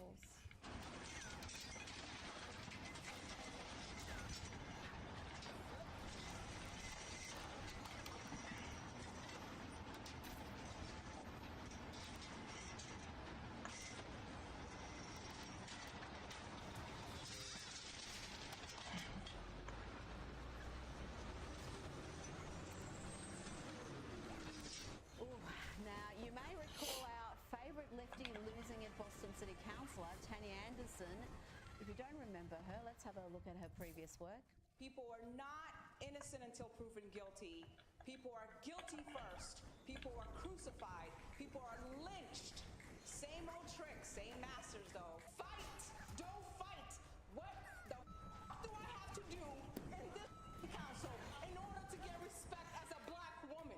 I'm not afraid of anybody here. Well, she's off to prison, folks. She's pled guilty to federal corruption charges, but remarkably, she hasn't resigned as a councillor while she reflects on her pain. Tonight, Boston City Councillor Tanya Fernandez-Henderson says she loves her constituents and isn't sure when she'll resign. WBZ's Julie McDonald has the latest on the saga that has rocked City Hall. To my constituents, I love you. I love you dearly. Outside of federal court Monday after pleading guilty to corruption charges, Boston City Councilor Tanya Fernandez-Anderson said she's reflecting on her faith and practicing gratitude for the pain.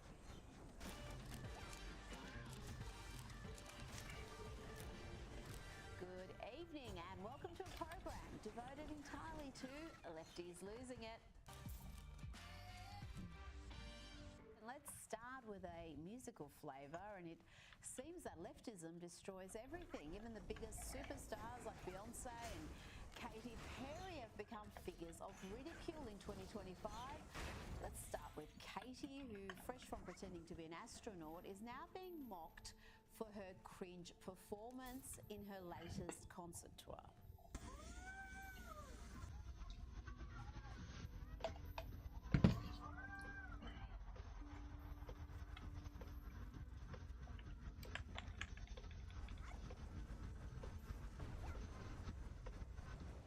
Did she leave any discernible talent she had in space? I mean, imagine paying good money to see this.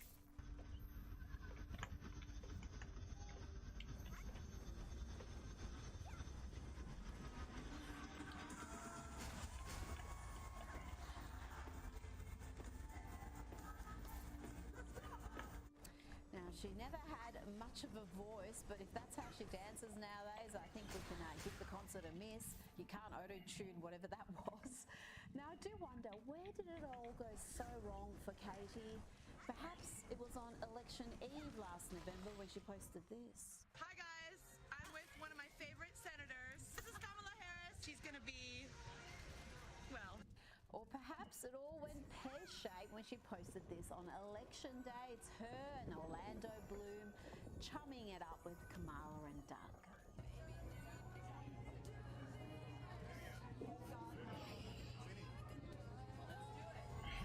Oh dear, now poor Katy is reduced to a punchline, and she's not alone. Pop stars don't come much bigger than Beyonce. But then she went all Kamala on us. Remember that woeful speech she gave at a Kamala rally when people thought she was going to perform? They thought they were going to get a free concert. Instead, they heard Beyonce mention a bunch of suburbs in Texas. Texans and Houstonians from 3rd Ward, River Oaks, Sugarland, 5th Ward, Ailey, Memorial, Southwest Side, North Side, all the way down to Mo City. And now no one wants to go to her concerts. Daily Mail's headline reads, Beyonce mercilessly mocked as tickets for flop Cowboy Carter tour reach the same price as a McDonald's meal. Yes, she slashed ticket prices by more than 70% and still having trouble moving them. Now, to round up our little musical interlude, let's check in with these charmers. I played this clip for you when it happened. Here is Kneecap at Coachella singing Maggie is in a Box, a song about the late, great Margaret Thatcher.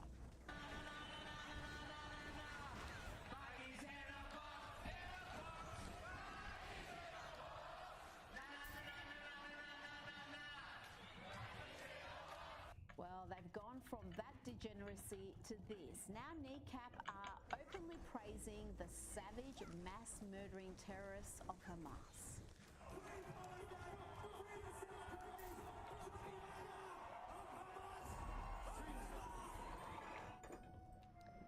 Oh yes, you heard right. They just praise Hezbollah and Hamas. And they have the simpletons at a music festival cheering for the type of people who slaughtered youngsters just like them at the Nova Music Festival. The Palestinians have nowhere to go. It's their fucking home, and they're bombing them from the skies. If you're not calling it a genocide, what the fuck are you calling it? Now, if the left didn't have double standards, they'd have no standards at all. And here is another prime example. This is Andrew Weissman claiming that Trump being targeted with bogus charges in a shocking case of lawfare, well, that was a great day for America because it proved no one is above the law. But when an activist judge breaks real laws, well, their arrest is a violation. He is being treated no better or worse than anyone else. This is not selective prosecution. That this is not somebody who's singled out. That he is being treated just like anyone else. That is what it means to have a rule of law. That is what the Justice Department is really signaling and messaging here, is that everyone will be treated, as Merrick Garland has said, as equally in this country. This is really a great day for America. So there has been a violation here that we know for sure, and it is not the judge. Exactly. You don't do it. Even if you thought that there was a ground for doing this, the judgment call that you thought that this is the case to bring, it tells you everything. There is no adult in the room who would have said, "Are you kidding me? Why would you possibly do this?" And the answer is because we want to send a signal to the judiciary, and that's what you shouldn't be doing. And isn't it funny how the notion that nobody is above the law disappears when leftist activist judges break laws? And these are real laws, not trumped-up charges used to stop a political candidate from winning office. Remember when Russian collusion hoaxer Rachel Maddow was all about no individual being above the law? Wonder what's changed. Nobody's above the law. We only have one system of law for everyone. Nothing about being an elected official gives you a license to commit crimes or a license to get away with it if you do. Why step up politically and defend a judge or a prosecutor? That's supposed to be a non-political part of our system. It's not like we didn't know it was going to be terrible. And it is terrible. He really did have a judge arrested today. Arresting a judge today. Are you kidding me? And why was Wisconsin Judge Hannah Dugan arrested by the FBI? Now, this is the part of the story that Rachel Maddow failed to tell her audience.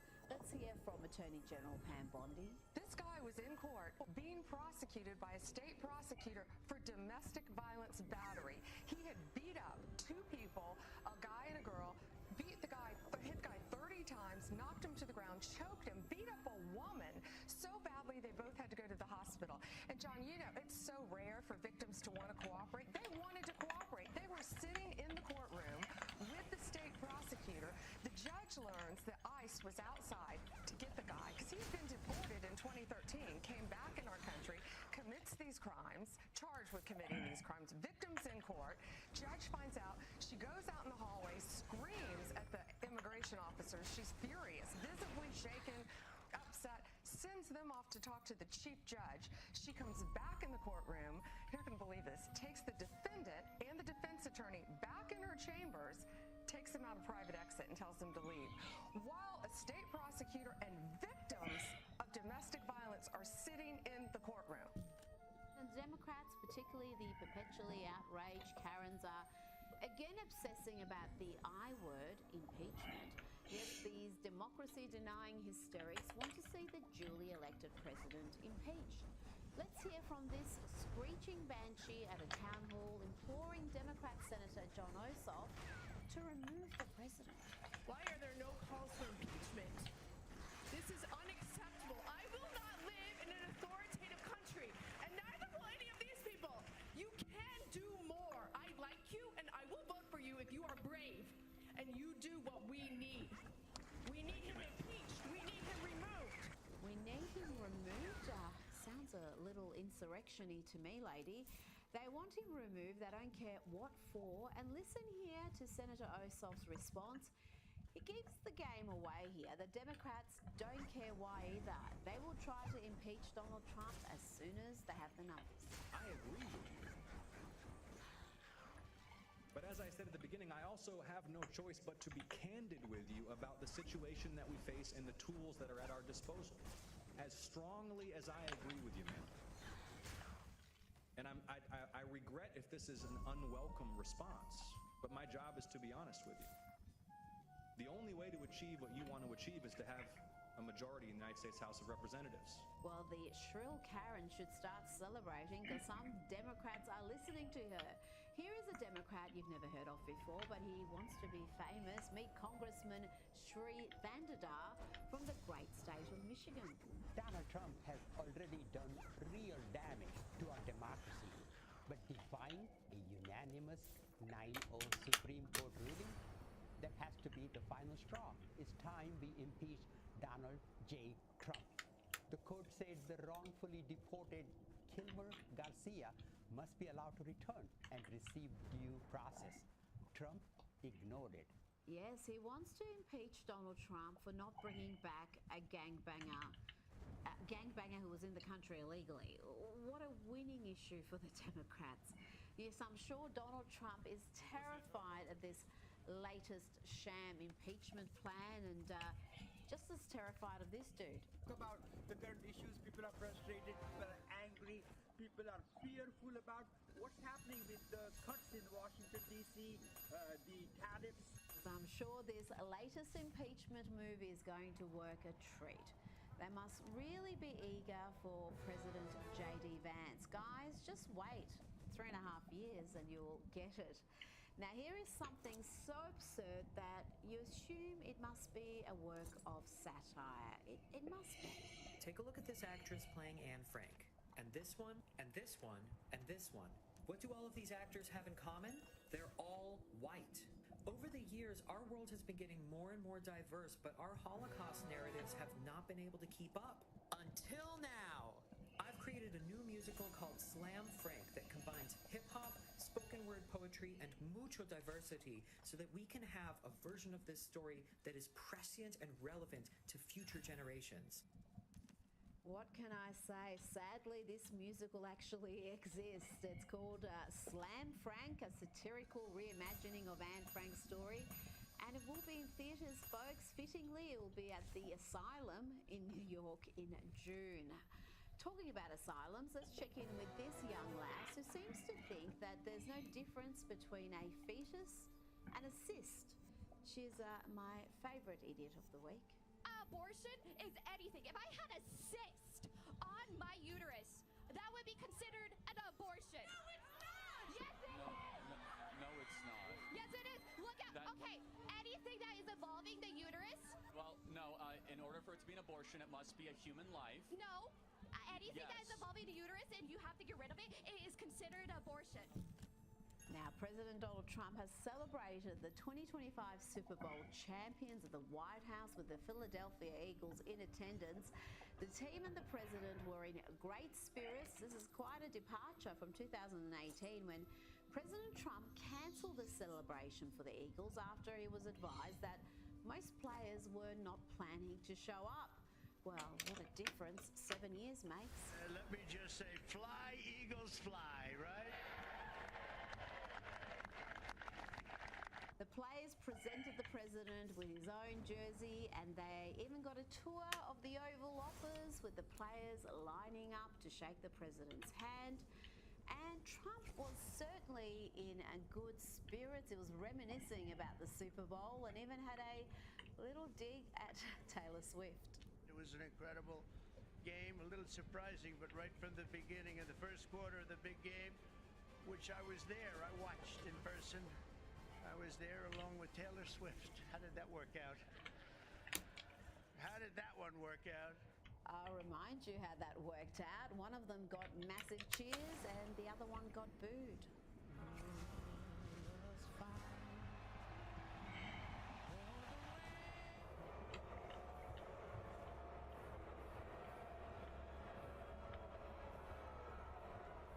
Good times. Now, there were 3 players missing from the White House celebrations. They blamed scheduling issues, like they have something better to do. One of those players, Jalen Hurts, had this pitiful response last week when asked whether he was going to be there. Are you planning on visiting the White House next week? Got it. Thank you so much. Yeah. Yes, beautifully articulated. They're so eloquent, so brave. Meanwhile, your teammates are there hobnobbing with the president and they're taking iconic selfies with his portrait. That looks like Elias Ricks there, and he declared his love for Ivanka after the White House visit. There we go. That's what I needed. He said, after seeing her in person, Ivanka is exactly my type. Good luck there. Donald Trump was giving a speech in Michigan to mark the first 100 days of his second term when a lefty losing at last decided to make a monumental fool of herself. Now, watch here as the president tries to figure out whether this lefty is male or female. What's the problem over there? What's the problem? Is that a radical left lunatic? He's just a child. All right, get him out. Yeah. Oh, I'm sorry. I'm sorry, ma'am. I thought it was a guy. Thank you. And she now has to go home to a mother who's a big Trump fan. Her mother's watching. I'm sorry. I'm sorry. I said he, and it's a she. I'm sorry. Oh, yes, it can be hard to work out whether some of these radical left lunatic non-binary folk are male or female. And talking about LGBTQIA++ community, here is a trans woman, also known as a man identifying as a woman, who fled to the UK, but it hasn't worked out well. Decided to come to the United Kingdom, which has been a huge mistake, I must say. Not only the April 16th law that passed invalidating trans people's genders, tensions shift very quickly when laws change. And yeah, found myself not welcome in places I was welcome just upon my initial arrival here very quickly. It's been quite terrifying. Now, sticking to the UK, you may have missed this, but there was a little miracle. The leftist British PM Keir Starmer, who not long ago claimed that some women have penises, well, he somehow, at the tender age of 62, worked out what a woman is. Bless. Do you believe a trans woman is a woman?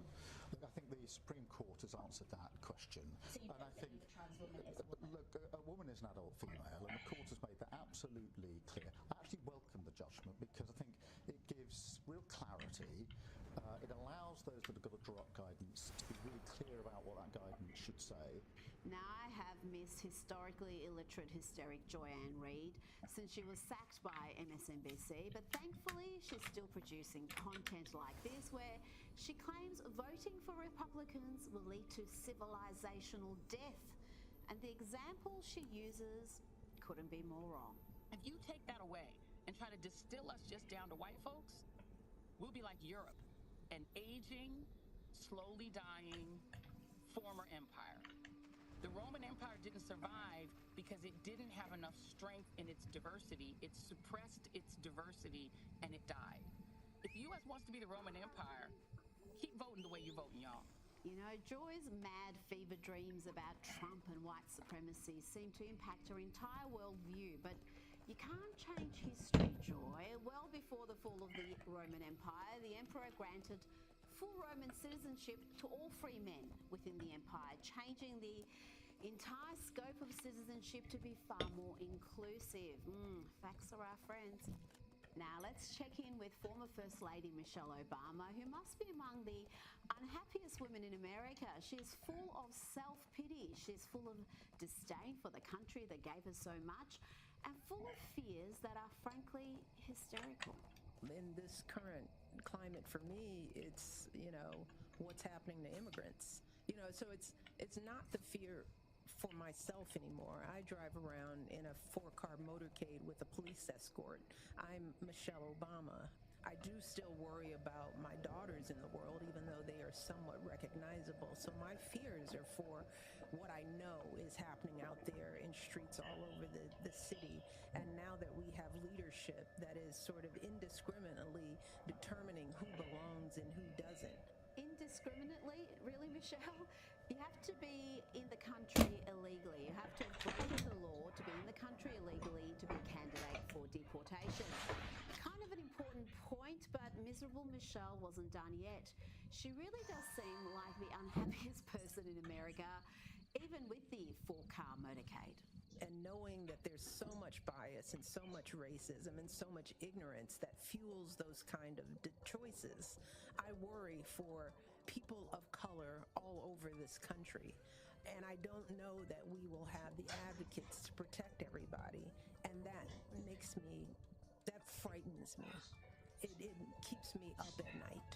And I know that and I see that when I'm driving around LA. I'm just looking in the faces of folks who could be victim, and I'm wondering, how are you feeling? How do you feel standing on the bus stop? How do you feel comfortable going to work, going to school, when you know that there could be people out here judging you and who could upend your life in a second?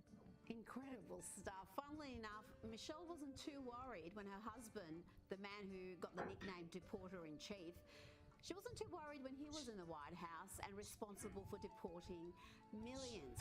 That didn't keep her up at night. Let's give Michelle a little reminder. We simply cannot allow people to pour into the United States undetected undocumented, unchecked, and circumventing the line of people who are waiting patiently, diligently, and lawfully to become immigrants in this country. So that's why we need to start by giving agencies charged with border security new technology, new facilities, and more people to stop, process, and deport illegal immigrants. That's how Barack used to campaign, and when he was in office, he was deporting millions. He even talked about targeting businesses that gave employment to illegal immigrants. I don't think this kept Michelle up at night either. We all agree on the need to better secure the border and to punish employers who choose to hire illegal immigrants. We are a generous and welcoming people here in the United States, but those who enter the country illegally and those who employ them disrespect the rule of law, and they are showing disregard for those who are following the law. And this is genuinely amusing. Listen here as the worst vice presidential candidate ever, Tampon Tim Walz, you remember him, the man famous for putting tampons in boys' bathrooms across his state. Well, he's revealed that he was selected by Kamala Harris because he could code talk to white dudes. Really, white dudes watching football and fixing their trucks were going to vote for this. I also was on the ticket, quite honestly, because I could code talk to white guys watching football, fixing their truck, doing that I could put them at ease. I was the permission structure to say, look, you can do this and vote for this. Yeah, this guy is the Democrats' idea of masculinity. Yes, this dude.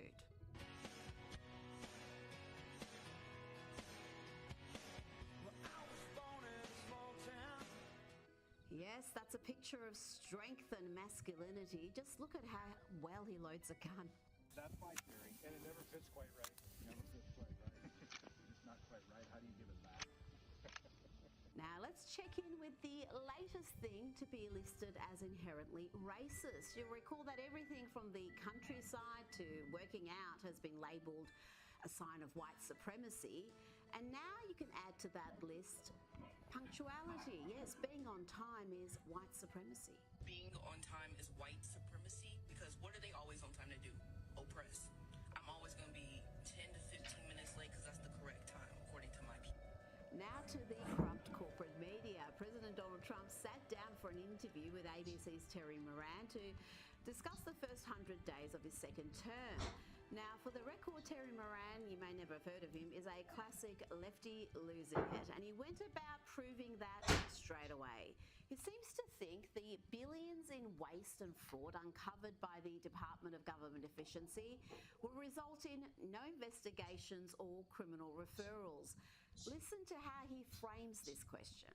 We found a lot of fraud. There was a lot of fraud. Fraudulent things were taking place, and we ended that, and those people are going to be suffering because of it. A legal note fraud is a crime. There have been no referrals to the Justice Department. How do you know that? Have there been Are there? I know that there were no referrals. I think there were referrals. They generally, there's been no investigation from the Justice Department. I'm asking you, sir. No, you're not asking me. You made a statement. Now I'm asking you. That was a statement that you made. There has I'm been. asking you. Have there been? Yes, there have. Donald Trump wasn't putting up with that sort of nonsense. This was his response when asked whether he trusted Vladimir Putin. Do you trust him? Do you trust him? I don't trust you. I don't trust a lot of people. I don't trust you. Look at you. You come in all shooting for bear. You're so happy to do the interview. And then you start hitting me with fake questions. You start telling me that a guy whose hand is covered with a tattoo doesn't have the tattoo. I mean, you're being dishonest. No, I'm not. No, I am not. And you might be wondering why President Trump selected this particular ABC clown for an interview. Well, the president addressed that question. That was Photoshop, Terry. You should do that. Hey, they're giving you the big break of a lifetime. You're doing the interview. I picked you because, frankly, I never heard of you, but that's okay. But I picked you, Terry. He really is wonderfully droll, and he did not miss the opportunity to remind the ABC and other media that they were complicit in the cover-up about Joe Biden's obvious cognitive decline. We were laughed at all over the world. We had a president that couldn't walk up a flight of stairs, couldn't walk down a flight of stairs, couldn't walk across the stage without falling. We had a president that was grossly incompetent. You knew it, I knew it, and everybody knew it, but you guys didn't want to write it because you're fake news. All right.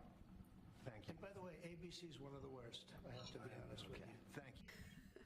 And let's not forget, it was only a few months ago that ABC gave President Trump an enormous payout to settle a defamation case. They never learn. This is Power Hour with Gabriella Power. Hello and welcome to Power Hour. I'm Gabriella Power. Thank you for your time and for your company. The President of the United States, Donald Trump, has blasted Australia's ambassador to the US, Kevin Rudd, at the White House. I don't like you either. I don't, and I probably never will. I probably never will. It is so embarrassing for Australia, but Kevin Rudd only has himself to blame here for posting and then deleting on social media that Donald Trump is a village idiot and a traitor to the West. Now, after being totally humiliated by the President of the United States, Australia's ambassador, Kevin Rudd, faced down the President offering a grovelling apology for his stupid comments in the past. But there are right now plenty of calls right here in Australia to see Kevin Rudd pack his bags. We'll have much more to say on this later in the show, but first, let's look at the events over the weekend where the looniest of the lefties gathered to rally against democracy, taking to the streets in what they call a No Kings protest. A protest against the democratically elected President of the United States. And among those calling on Americans to get out there and march was, of course, former House Speaker Nancy Pelosi, who shared this video on social media that really got the lefties going and must have had the president shaking in his boots. We're going to tear up the crown.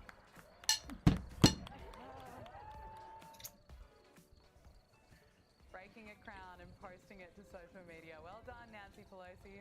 But let's take a look at those lovely, charming, completely sane protesters that took to the streets over the weekend, starting with this woman who spent her birthday marching with her family. There's no other way I'd want to celebrate my birthday than with my parents and my best friend fighting for our country. So for a birthday present, what do you hope happens? You know, you wake up tomorrow morning. I hope that I see the obituary that we're all waiting for tomorrow. That's what I hope for. Wishing that President Trump is dead? Yes, absolutely. Yeah. Absolutely. And let's look at another No Kings protester who's calling on other lefties to get meaner. We need to get ourselves together, and we might even need to be a little bit meaner, because the Republicans don't mind being mean. And by mean, what do you mean? Do you mean protesting? Do you mean...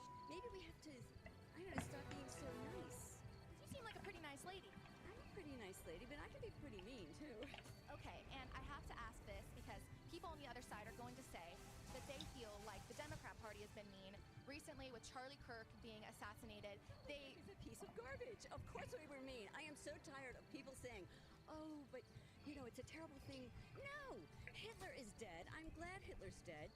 Evil people have no place in my world. He was a hateful human being. It was disgusting, the things that he said and did. I have, you know, I don't have time for that. I'm sorry. I have to point my energy in other directions. And here's another measured, rational liberal making an excellent point. he was a racist because he was a misogynist, and that means that you are too, because you...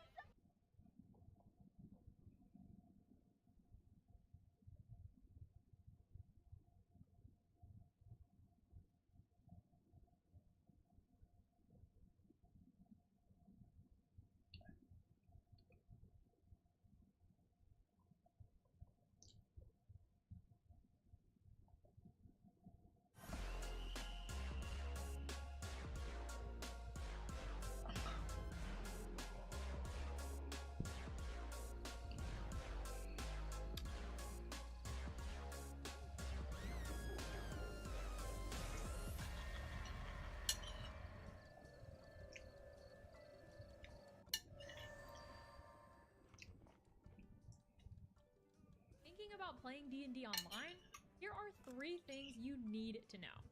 1. No setup needed. Just open your browser and start playing D&D, Pathfinder, and more. And you can create unlimited free characters. 2. Everything is automated. Dice rolls, stat tracking, and even lighting effects. Design and play the campaigns you want on our virtual tabletop. And 3. Find your perfect party instantly. Whether you're a beginner or a pro, Roll20 connects you to thousands of players. Ready to roll? Click below and start playing right now for free.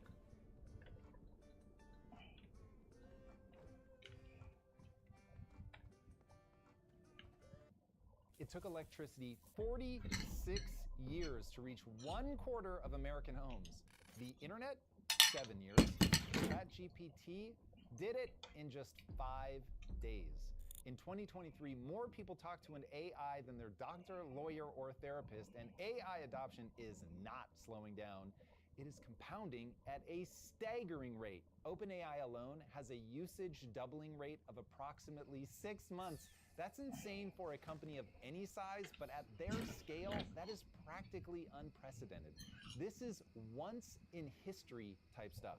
This moment is for careers what a certain meteor was for the dinosaurs. Entire Fortune 500 companies are already running divisions made of just AI agents, replacing thousands of employees with a handful of algorithms. Jobs are dying off everywhere. Manufacturing has lost 78,000 more jobs this year alone.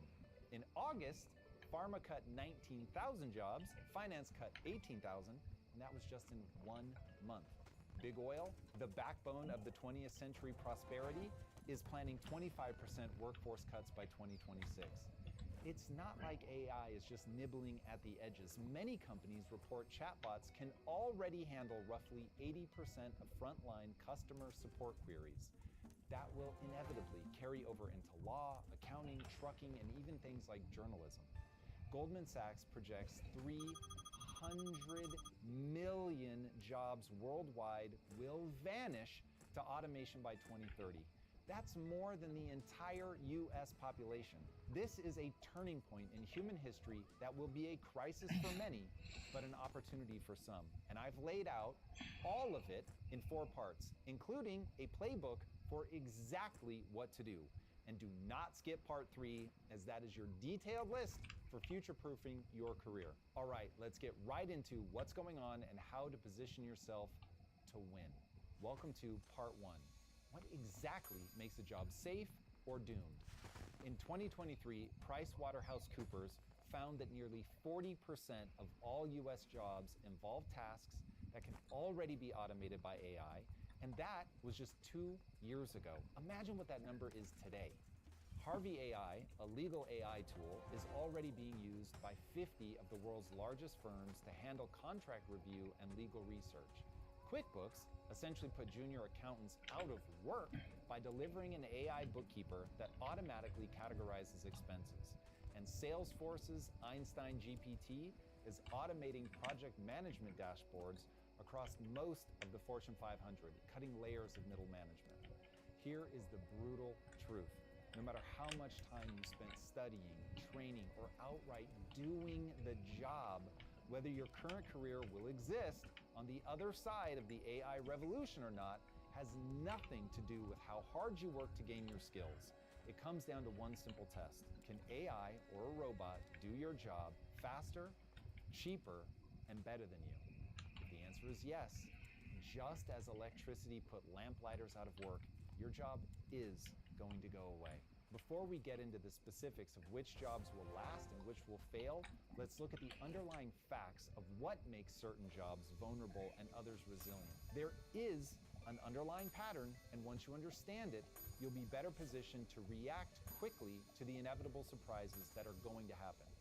A 4-part pattern begins to emerge when you look at the jobs that are already being disrupted. 1, predictable and repetitive work is the first to go. That's why data entry jobs are already evaporating, and why Goldman Sachs estimates up to 44% of legal work can be automated right now. 2, work that requires trust, creativity, or dexterity in the physical world are going to be much harder to replace. Robot plumbers will eventually happen, but that's going to be a long way down the road.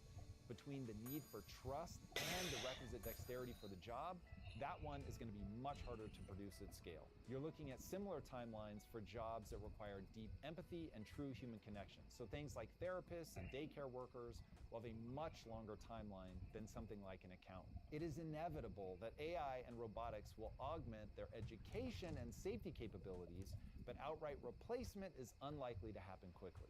3. Government sector jobs where efficiency isn't a key metric. I hate actually including this one as it is a catastrophic waste of taxpayer dollars, but the truth is, much of government is centered around offering employment rather than focusing on innovation and efficiency. It's somewhat inevitable that as AI puts more and more people out of work, the public sector is going to step in and try to hoover up some of that talent. And there will almost certainly be increased political division, but that presents its own set of risks, so that is a tomorrow problem. 4, the jobs that use AI directly, and even more importantly, the entrepreneurial opportunities that move higher up the stack to deliver proprietary solutions via AI. From biotech to advertising, this is the category of the future that offers the biggest moat for those looking to future-proof themselves. And we're going to get into more detail on this shortly, but think of it this way. There is a huge difference between being a 9-to-5 mid-level designer who can be replaced by Midjourney and a passionate solopreneur who builds an entire creative agency that deploys AI to service clients' creative needs. While this isn't exactly entrepreneurship in the classic sense of scaling a big company, it is what I think the future of most entrepreneurship is going to look like. This is a big part of the reason that I now teach lifelong employees how to launch their first business. It is self-evident to me that AI is going to force tens of millions, if not hundreds of millions, of people to do a gig entrepreneurship hybrid where they customize a set of AI tools for bespoke outcomes. The best at this will make an absolute fortune, and everyone else will be stuck with their hand out for some UBI, which I think will be soul-crushing and ultimately destabilizing at the societal level. But we'll talk more about that in another video. I want to plant one last flag. To all the content creators out there, I'll give an honorable mention to anyone who can build a true community based on personality and what's known as proof of humanity, the fact that you are a real person. But this is a super niche solution and probably warrants its own video, so right now I'm just going to give it a nod. The real dividing line between what lives and what dies will change over time and rapidly. Honestly, those who win in the future are going to be those that have the ability to adapt quickly. As the famous adage goes, it's not the strongest that survive, nor the most intelligent, but rather the most adaptive to change. The stark reality is that it's the rate of change with AI that people are going to find the most dizzying. The key will be to avoid the obvious things that will be automated early and pick a career that both embraces AI and is likely to need a human for a very long time. In a world where everything is changing quickly, there is no sense in making your life even harder than it needs to be by being short-sighted. And no story shows how devastating being short-sighted can be than the tale of two famous photography companies, Kodak and Adobe. Kodak wasn't just a photography company, it was photography itself. At their peak, they controlled 90% of the US film market and employed over 140,000 people worldwide. And here's the kicker. One of their own engineers built the first digital camera prototype back in 1975. He showed it to management, and they literally laughed. They told him not to talk about it again because it threatened their film business. Instead of embracing the future that they literally helped invent, they buried it. They doubled down on what they knew, film. And for a while, it looked like the right move. The film business was still massively profitable, and by 1996, Kodak was valued at a staggering $28 billion. But then, the digital wave hit full force, and eventually, camera phones exploded, and Kodak's core business evaporated almost overnight. By 2012, Kodak filed for bankruptcy. What they failed to recognize is the relentless inevitability of technological progress. Do not make that mistake. It stops for nothing. Adobe understood that and went the opposite direction. Instead of protecting their past, they did everything that they could to disrupt themselves. When generative AI landed, they didn't fight it. They launched Firefly, baking AI directly into Photoshop, Illustrator, and Creative Cloud. Instead of watching their customers flee to AI startups, Adobe is fighting to establish itself as the home for AI-powered creativity. So far, it's worked. Since 2020, their stock has grown nearly five-fold. This is two stories from the same industry, but two very different approaches to change. And that's exactly the choice that all of us are facing right now in our careers. You can cling to the skills that worked yesterday, or you can adapt and try to disrupt yourself. One path ends in extinction, the other in growth. Now, whatever you do, do not just stand around waiting until 2030 to see which jobs make it through the revolution, because by then, it's going to be too late. The first wave of AI is already hitting the shore. If you haven't already reacted, you've missed that wave. Retail, hospitality, manufacturing, oil, finance, even some government jobs are already being replaced. You need to act now while you still have an early adopter advantage. So welcome to part 2, jobs that are already dead or in decline. Since 2020, the number of cashiers in the US has fallen by over 350,000 as self-checkout and AI-powered point-of-sale systems take over. Even in fast food, AI is already gutting employment. Wendy's new AI ordering system handles 86% of all orders without the need for human intervention. McKinsey projects that by 2030, nearly 1/3 of US workers will need to switch occupations because their current role no longer exists. The dominoes are already falling. Retail and hospitality are at high risk. More and more hotels are experimenting with replacing concierges with AI assistants and automated check-in. Manufacturing, we've already talked about that, falling off a cliff. Offshoring was once the biggest problem, but now the new problem is automation.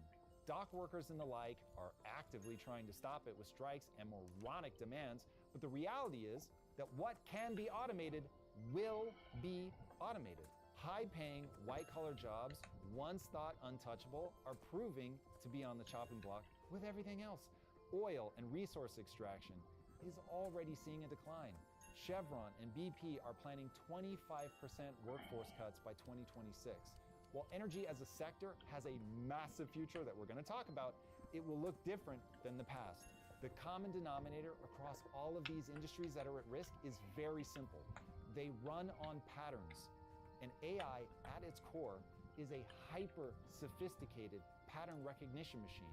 Given enough data, AI can spot a pattern virtually anywhere a pattern exists, and it can do it much faster and more accurately than any human could ever dream of. That's why the first wave of jobs to disappear are going to be the ones that follow predictable workflows. Cashiers, customer support reps, data entry clerks, paralegals reviewing contracts, accountants categorizing expenses. These are the types of jobs that are extremely vulnerable and in fact are already being hollowed out. Nobody understands that better than Elon Musk, who is at the frontier of AI. At Tesla, Elon made the very controversial call to reject LE&RN, the expensive laser-based 3D mapping system other companies have invested so heavily in. Instead, Tesla cars use cameras and neural networks to recognize, you guessed it, patterns in the world and driver behavior, the same way that humans do. Lane markings, stop signs, merging cars, they all follow repeatable rules. And Tesla is a data collection juggernaut. They have now logged billions of miles of real-world driving data to train those models. The more miles Teslas drive, the better the system gets at predicting what comes next. The same logic drove Elon's purchase of X, formerly Twitter. It wasn't just about owning a social network. It was about owning the world's largest stream of raw human behavior. Hundreds of millions of people posting short bursts of text, images, and reactions every day. It's one of the richest data sets for training AI to recognize patterns in language, sentiment and social interaction. Tesla teaches machines to read the road, X teaches machines to read the crowd. Both strategies are built on the same bet. Pattern recognition is enough. And here's the terrifying implication. Your job is just another data set of human patterns. Filing insurance claims, a pattern. Processing invoices, a pattern. Resolving customer complaints, a pattern. Even diagnosing patients from symptoms and scans, it's all just pattern recognition. If Elon is willing to bet Tesla's future on cameras and pattern recognition instead of lasers and 3D mapping, you should take heed. If patterns can replace a human driver hurtling down the freeway at 70 miles an hour, then patterns can absolutely replace you sitting at a desk. And that's exactly what's happening. The next wave is inevitable. Truck drivers as autonomous fleet scale, journalists and content mills drowned out by AI-generated articles and slop, large swaths of law and finance automated, and entire layers of middle management wiped out by AI dashboards. It's not science fiction, it's the physics of AI. Machines don't need to think like us to replace us. They just need enough data to see the patterns that we can't. And the more data they get from your job, your car, your tweets, and everything else we kick off simply by living our lives and doing our jobs, the faster they learn. That's why pattern-based jobs are dying. And by 2030, entire categories of work we once thought essential will simply no longer exist. So start planning now for part 3, the jobs of the future. AI is causing a lot of panic right now, but consider this. In the 1800s, entire towns relied on knocker-uppers. I cannot believe that's what they were called, but it is. People paid to walk the streets and tap on windows with long sticks to wake workers up for their shifts. Alarm clocks came along and poof, they were out of work. Before refrigeration, cities employed thousands of ice cutters, men who sawed giant blocks of ice from frozen lakes and hauled them into warehouses. Fridges killed that job, but also spawned the modern cold chain logistics industry that employs millions today. The Industrial Revolution wiped out handloom weavers who couldn't compete with textile machines and a whole lot more, but it also created hundreds of thousands of jobs in factories, shipping, and global trade that simply didn't exist before. This is known as creative destruction. While I expect that will be very cold comfort for anyone who dedicated years of their life to mastering a skill that's just gonna go away, here's the point. For every job that disappears, entire new categories will emerge. Electricity may have killed lamplighters, but it created electricians, radio operators, computer engineers, and the entire modern tech sector. There are inevitably going to be many incredible things on the horizon for those willing to adapt. For instance, cybersecurity spending is projected to hit $200 billion annually by 2030. Demand for AI and machine learning specialists has surged by 75% just since 2020, and LinkedIn says it's now the fastest growing job category worldwide. And even if you're not that tech savvy, the US Bureau of Labor Statistics projects that jobs for wind turbine technicians will grow by 45% this decade, making it one of the fastest growing jobs in America. In healthcare, AI-driven drug discovery has cut development timelines from 6 years to 18 months, opening the door to millions in new biotech jobs. And here's the kicker. Upwork reports freelancers with AI skills earn 40% more on average than their peers. Proof that the winners aren't just giant companies, they're individuals who learn to wield these tools. Now, here's a sector-specific breakdown of where the data points that human jobs are going to thrive the longest. 1. AI builders and architects. As mentioned, demand for AI and machine learning specialists is going to continue to climb. It's already surging, and LinkedIn ranks it as the fastest growing job category worldwide. Just like during the Industrial Revolution, the most future-proof jobs were in factories and ancillary jobs tied to industrial manufacturing like shipping. Today, as AI bears down on our familiar economy, the best place to seek refuge is in AI itself. And it's not all just PhD level engineers. We're already seeing the rise of novel jobs like prompt architects, People who understand how to coax the best outputs from AI models, which can be shockingly fickle, going from absolute trash to unbelievable simply by modifying the prompt. It's a strange new skill set to be sure, but it's quickly becoming a career in its own right. We'll get back to the show in just a second, but first, I want you to picture this. You walk into your kitchen and open your freezer, and instead of empty shelves and random leftovers, you see rows of premium cuts stacked like treasures. Filet mignon, wild-caught salmon, grass-fed beef. When your freezer is stocked with premium protein, you are always just one step away from an incredible meal. ButcherBox made this possible for me, and now they're making it possible for you. I worked with them to create the Bill You box, but here's where I may have gotten a little carried away during my negotiations. I demanded free bacon for life, and somehow they actually said yes. So you guys get my curated selection as your first box, plus bacon showing up forever. After the first box, you unlock 80 premium products to customize however you want. Get the Bill You box plus free bacon for life and $20 off. Just go right now to butcherbox.com/impact and use code IMPACT. And now let's get back to the show. Also, at least for now, there is a huge gap between the baseline output of AI and a completed project. As a game developer, I can tell you right now, this gap is massive.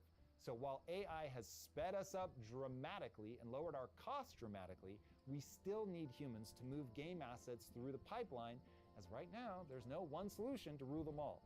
This creates huge opportunities for employees and vendors to make themselves indispensable by mastering the tools and filling in the gaps where AI currently fails. The specifics of where the gaps are going to change rapidly, but an adaptable person will remain useful for years to come. 2, cybersecurity and AI safety. As AI grows more powerful, so do the risks. Cybersecurity spending is projected to hit $200 billion annually by 2030. Companies, governments, even hospitals are scrambling to defend against AI-driven hacks and deepfake scams. Then there's AI safety itself. AI will not accidentally be benevolent. It will need human intervention to ensure that it remains a tool and not a slave master.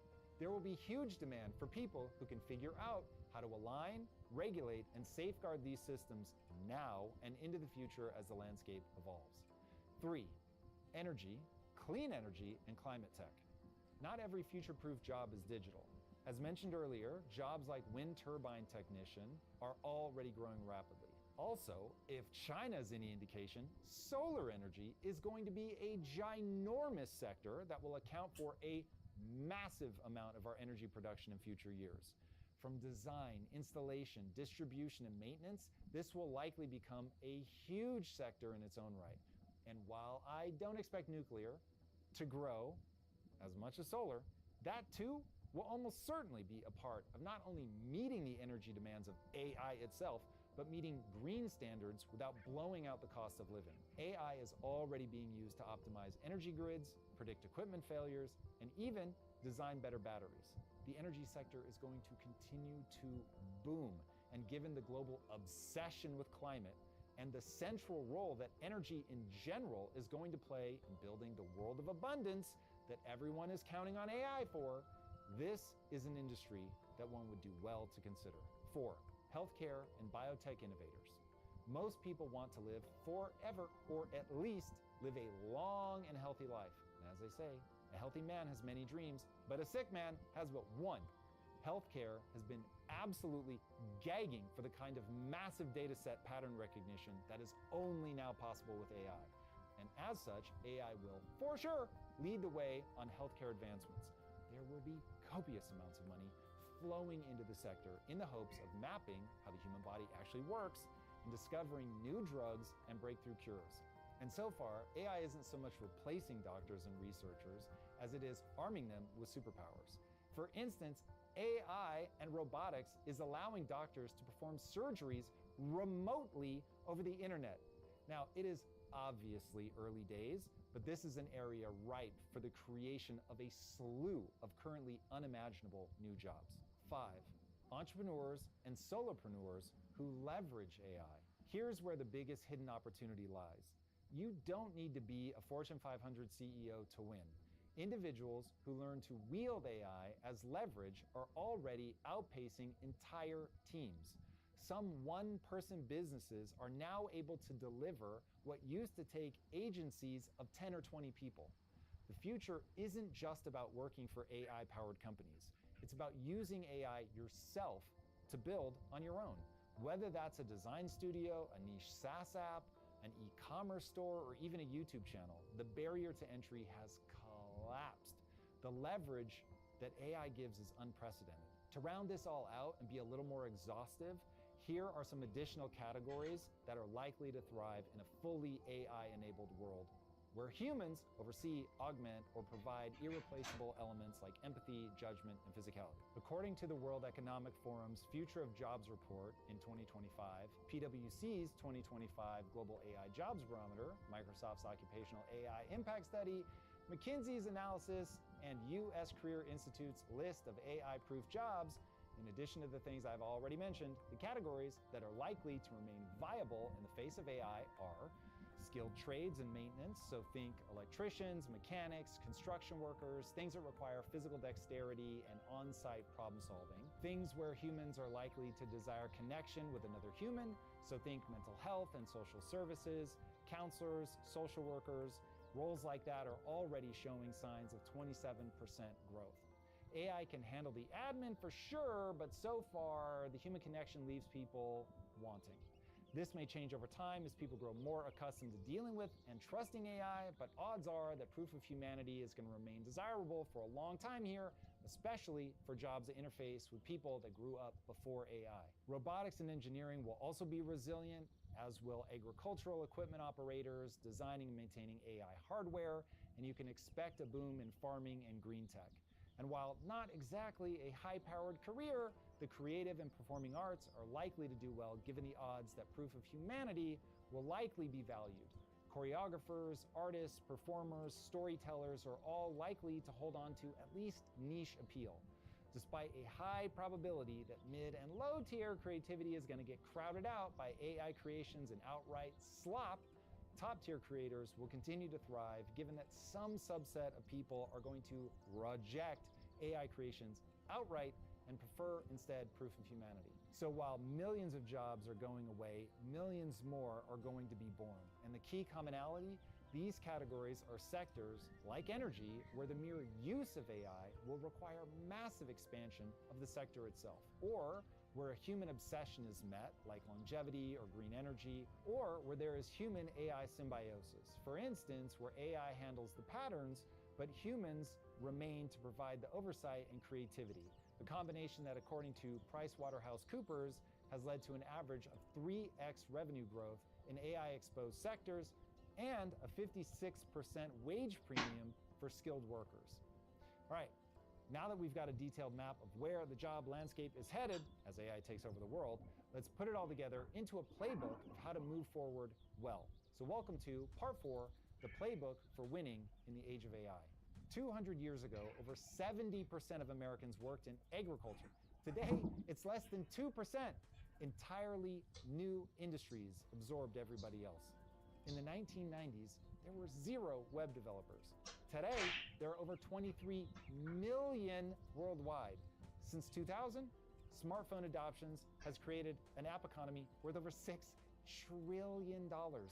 15 years earlier, no one even knew what an app was. Every wave of disruption wipes out jobs, no doubt, but it also creates entirely new categories and new opportunities for not just employment, but for wealth creation for the people willing to learn and adapt. It absolutely breaks my heart that we have taught multiple generations to be mad about their lot in life instead of doing something about it. That is so disempowering. So consider this section my attempt to jolt you back into the driver's seat.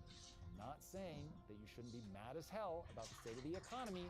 You should. Our current economic deck is stacked against the young. But the only thing that will make it worse is resigning to it. There are steps that you can take even during this AI-fueled time of massive disruption and win while others panic. Here are the steps. Step 1, audit your job and adapt. We've gone into great detail here about the future of the jobs market because having a stable, future-proof job is the safest bet. I get that, especially if you have family or even just debt. So start there. Get brutally honest about your current position. Apply the AI test. Is your work predictable, repetitive, or reducible to patterns? If the answer is yes, don't panic, but put together an immediate action plan to get somewhere safer. Jobs that lean heavily on trust, dexterity, empathy, and/or proof of humanity have much longer timelines. Anything tied to AI itself, a growing industry, or a future-facing human obsession like biotech and clean energy are also great places to consider. Regardless of what avenue you head down though, start mastering AI in any and all relevant ways to your chosen profession.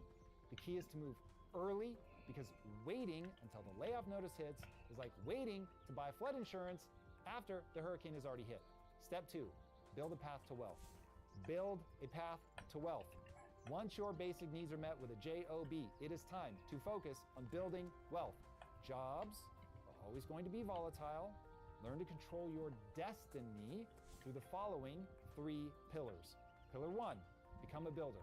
Modern entrepreneurship with AI leverage. A Fidelity study found that 88% of millionaires are self-made. There's a catch. Almost all of them got there by building businesses or investing in assets, not by climbing the corporate ladder. Futurist Peter Diamandis constantly reminds people that the surest way to predict the future is to invent it.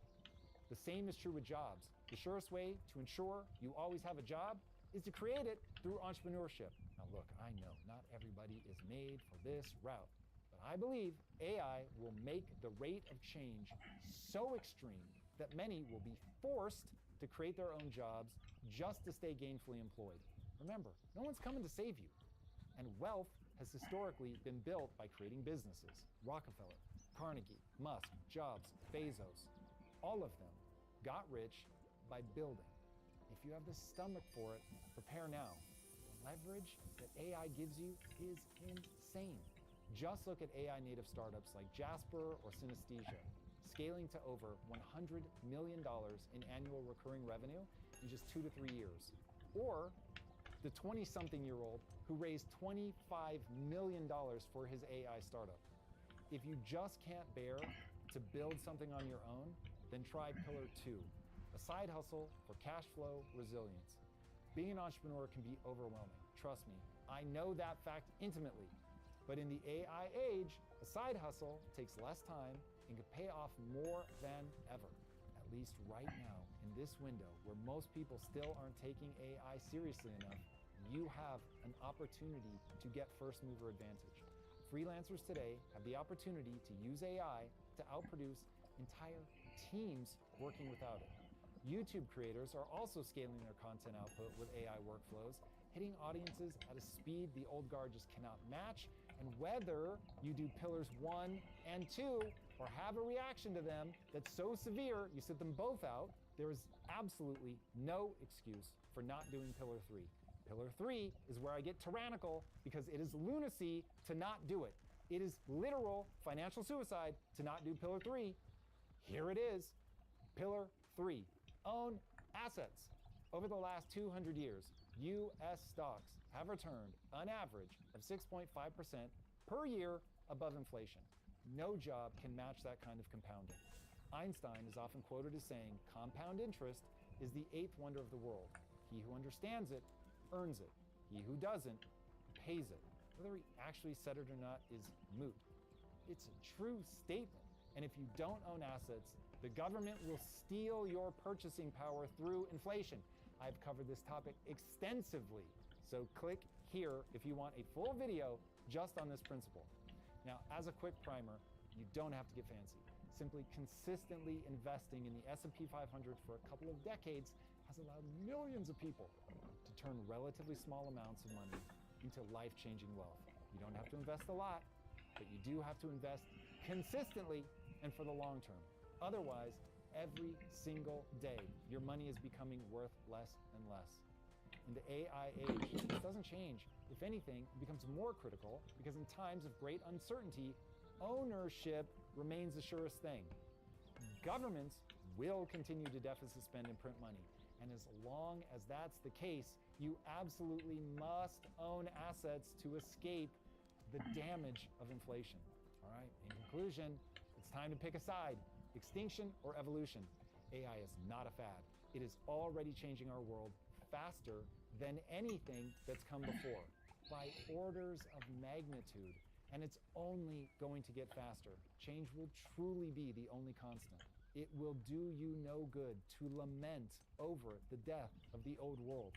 Technological progress is unstoppable, and it doesn't care how long you've worked, how much you've studied, or how nostalgic you are for what used to be. It cares only about one thing: can you produce outcomes that AI can't? You have to find a path to answering that question, yes.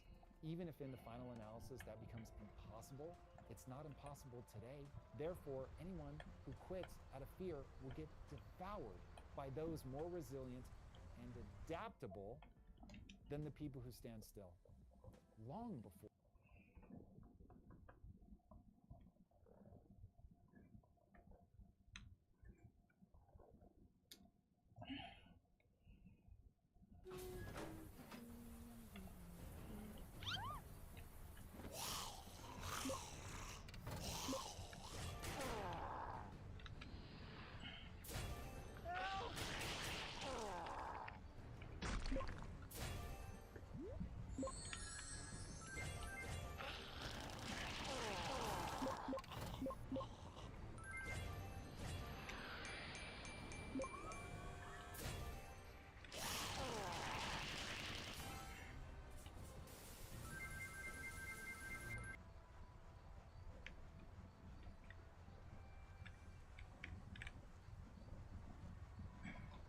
I wish more ladies knew that they can go from XL to M with Tai Chi walking in no time.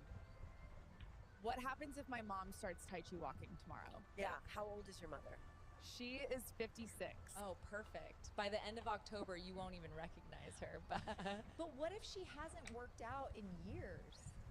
That's even better. Tai Chi walking was built for women 40 plus. Isn't the gym better? After 40, the gym breaks you. Tai Chi walking hells your body and makes you lose weight faster than in your 20s. Yeah. Does she need any equipment? No, her body is enough. Just do it for 9 minutes a day and see your body get younger. So what's the first step? Click the link, get the app, and start tomorrow.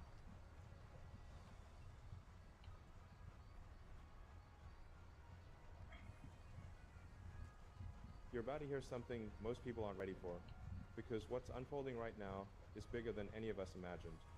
This isn't a prediction. It's happening quietly, relentlessly, and unless we face it, everything we depend on could start to collapse piece by piece. I'm going to reveal 4 global events already reshaping our future. You won't hear this anywhere else. The 4th, I'll share at the end, is the most serious, and the one that could define the rest of your life.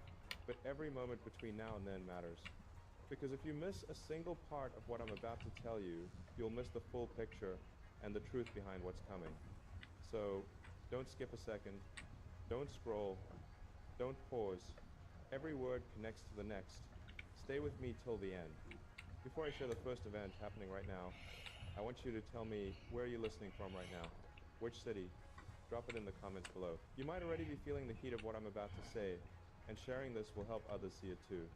And while you're here, please hit the like button so more people can find this message and more families can prepare. And don't forget to subscribe and turn on the bell icon so you never miss any valuable information I share, because what I'm sharing will keep unfolding in the coming days, and I don't want you to be left behind unprepared. And if you're watching this right now, tell me in the comments, I'm with you. I want to see how many of you are really ready to hear what I'm about to share. And after this video, please find my message from yesterday. It's important to watch it next if you haven't, as it connects to this very message I'm about to share. The first event, the one that's already affecting you, your family, and millions of seniors across the world, is the cost of living and economic inequality crisis. You see, the global economy didn't break suddenly. It fractured quietly. In the last 3 years, prices rose faster than at any time in modern memory because the system itself became unbalanced. Food, housing, healthcare, and basic energy all became assets for speculation, not necessities for survival. Most people think inflation was temporary. It wasn't. What we're living through is structural, a deep distortion of value itself. The dollar, the pound, the euro, all weakened by design. The new wealth is not being created, it's being extracted. And the ones who feel it most are seniors. People who worked their entire lives, built communities, paid taxes, raised families, now finding that their retirement savings buy half of what they did just a few years ago. That's not a mistake in policy, that's a silent reallocation of power. In America alone, over 65% of seniors report cutting essential spending in 2024 just to manage rising costs. In Canada, seniors' housing insecurity is at its highest in 40 years. In the UK and Australia, pension values lag far behind living costs. This isn't coincidence, it's convergence. And here's what's even more unsettling. The automation wave that was meant to create efficiency is creating dependency. The same AI systems designed to help people live better are concentrating wealth into fewer hands. I warned about this years ago, that AI and automation would multiply inequality unless we built moral infrastructure alongside it. We didn't. And now, every automated system increases profit margins for corporations while cutting human opportunity. But here's the hidden truth, and I want you to really listen. What's collapsing isn't just the economy, it's the sense of fairness that holds societies together. When that breaks, trust disappears, and once trust collapses, civilization begins to destabilize quietly from the inside. See what's happening with the SNAP benefits? Millions of families are suddenly caught in a storm of uncertainty. That's the real cost of living crisis, not just numbers, but faith in the system itself. That's why I always tell people to plan ahead, use tools like the 31-day daily high-impact planner to rebuild structure and purpose when the world feels unstable. Every day you plan, you take back control, because control is the first step to freedom. I've seen people in Texas, in Birmingham, in Toronto, retired engineers, teachers, nurses, use that system to regain direction and peace in a world that's losing both. Now I need you to think about this. How much longer can a society survive when its elders are forced to choose between medication and meals? Do you think the next generation is prepared to handle that collapse? Or are we quietly walking into a future where human dignity is measured in dollars? Tell me in the comments, share your thoughts. We see it happening, or it's already here. Because it is, and this first crisis is just the beginning. What comes next will be even more unsettling. It's something you can already feel around you, though no one is talking about it openly. If you've ever wondered why people feel more restless, more uncertain, more disconnected, what I'll reveal next explains it all. The next event is already reshaping our streets, our communities, and our sense of home. But before we go there, remember, everything I'm sharing connects. Don't skip ahead, don't leave, because what comes next will explain why the world suddenly feels unstable, why you're noticing patterns that no one seems to acknowledge, and how it all ties to something much larger that has only just begun. And remember, by the end of this message, I'll tell you the one truth that no one has dared to speak, the fourth and most serious event shaping humanity's future. We are already past the point of no return. The only question is, how prepared are you? If you thought the first crisis was hard to face, what I'm about to tell you now is even more personal. Because this second global event isn't just reshaping economies, it's reshaping the very meaning of home. Don't look away, don't scroll, and don't miss a second of this. Everything I'm saying connects, and what comes next will make you question what you thought was secure. Right now, across the world, a silent emergency is unfolding, one that will define what kind of future we leave behind. It's the global housing and homelessness crisis, and it's accelerating faster than anyone is admitting. Governments call it a shortage, economists call it market adjustment, but let's call it what it really is. A collapse in the foundation of stability for millions of families and seniors. I've seen the data. In the United States, the average rent has increased more than 40% in 5 years, while senior fixed incomes have barely moved. In Canada, entire neighborhoods are being bought by private equity groups, turning homes into financial instruments. In the UK, the housing ladder has turned into a wall. In Australia and New Zealand, middle-class families are now competing with corporations for basic shelter. And it's not just numbers, it's people. Last year in Phoenix, I met a retired couple, Margaret and Tom. They had worked for 40 years, owned their home outright, until rising property taxes, insurance premiums, and medical bills forced them to sell. Within 18 months, they were living in their car. Their story is not rare. It's the quiet face of a system that's losing empathy. In London, a 72-year-old teacher sleeps in a church basement because her pension no longer covers her rent. In Melbourne, an 80-year-old engineer lives with 3 other seniors in a single room because every affordable housing complex has a waiting list that stretches years. These are not isolated stories. They are signals, patterns the world refuses to see. Now ask yourself, how does a civilization survive when its elders are pushed to the edges? When the people who built the cities can no longer afford to live in them? Tell me what you think in the comments. This is already happening, or we're living it. Because we are, and here's the hidden truth. The housing crisis isn't a mistake, it's a design. Homes have become assets for global speculation. Hedge funds, foreign investors, and tech-driven property groups are buying entire blocks of homes and renting them back to the very people who built those neighborhoods. You are no longer seen as a citizen, you're a data point in someone else's profit scheme. This is the digital colonization of human space. Ownership is disappearing, and dependency is being normalized. But the danger runs deeper, because when people lose the security of home, they lose psychological safety. Anxiety increases, communities fracture, and societies built on belonging begin to unravel. In Germany, urban psychologists have found a direct correlation between housing displacement and mental health collapse among seniors. And here's the pattern no one talks about. Every time the cost of housing crosses a population's average wage growth, within 5 years, social unrest follows. Look back through history. Rome, Paris, Detroit, when people can't afford to live where they work, collapse begins quietly. So I'll ask you again, what happens when this becomes global? Because it already is. This isn't just a crisis of economics, it's a crisis of belonging. Now listen closely, this video found you for a reason. I know many of you watching right now feel that pressure. Maybe your mortgage is stretching too thin, maybe your children can't afford their own homes, maybe you've wondered if it's too late to rebuild stability. It's not too late, but time is running out. And no one is telling you how fast, because behind this crisis lies a deeper agenda, one that ties directly into what I'll reveal later. Why control over where we live is becoming control over how we live. And that's what connects to the 4th event I'll share toward the end, the most concerning, hidden force shaping everything right now. But before we get there, understand this, stability begins in the mind. You cannot rebuild outer structure without inner discipline. That's why I keep reminding people, use the 31-day daily high impact planner I mentioned earlier. It's not about schedules, it's about reclaiming clarity. Because if you don't structure your life, someone else will structure it for you. The people who use it, they're not just organizing tasks, they're reprogramming focus. I've heard from a man in Ontario who said it helped him reimagine his week after losing his home. He said, it gave me back a sense of direction. That's what we need right now, direction, in a world that's intentionally disorienting us. Now pause for a second and think, how many homes around you are dark at night because they're owned but not lived in? How many seniors are being priced out of their own neighborhoods? How many people, have quietly given up hope of owning anything again? That's not coincidence, that's control.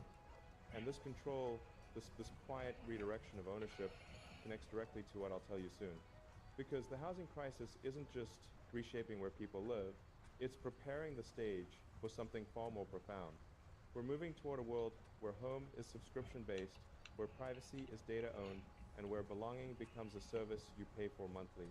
This is why the media avoids this topic. Because if people understood how the architecture of ownership is being rewritten, the illusion of progress would collapse overnight. You need to see this. The housing crisis is not just about affordability, it's about authority. It's about who decides where you can exist. And that's why I'm sharing this, because no one is warning you that this isn't just economic evolution, it's existential erosion. If we allow the concept of home to disappear, we lose the anchor of humanity itself. You can prepare, but only if you're awake to it.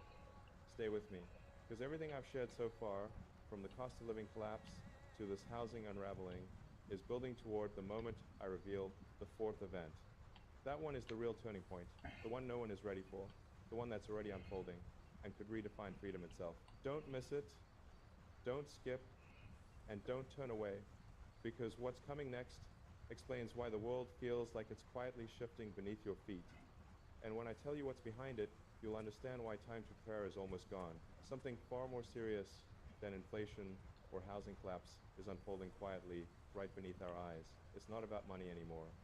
It's about trust between generations and the slow, silent breakdown of the very foundation that keeps civilization together. What's happening right now is generational betrayal.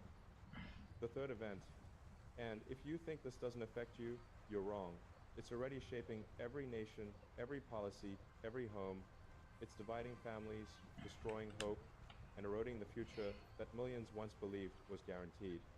Keep listening closely, because what I'm about to reveal next explains why people feel so disconnected, why families are fracturing, and why the world feels colder with each passing year. The housing crisis wasn't just about property, it was about promise. A promise that if you worked hard, saved, and sacrificed, you'd build something lasting for your children. That promise has been broken, but the betrayal runs deeper. In America, many seniors are watching their children struggle to afford even a one-bedroom apartment while working 2 jobs. In the UK, adult children are moving back into their parents' homes not because of choice, but survival. In Canada and Australia, younger generations are now calling their parents the luckiest generation, but not out of admiration, out of quiet resentment. In New Zealand, I spoke to a retired couple, Margaret and Ron. They worked for 42 years, paid off their home, raised 3 kids.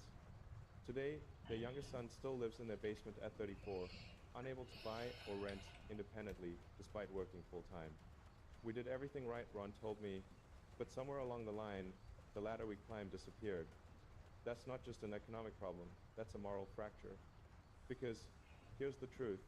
When generations lose faith in each other, society begins to decay. Seniors feel forgotten, their sacrifices dismissed. Younger people feel betrayed, their futures stolen. Both are victims, but neither sees it. And that's the genius of how the system works. Divide generations and you control both. Share your comment below if you've seen it happening. Say, I see it now, if you recognize this shift in your community.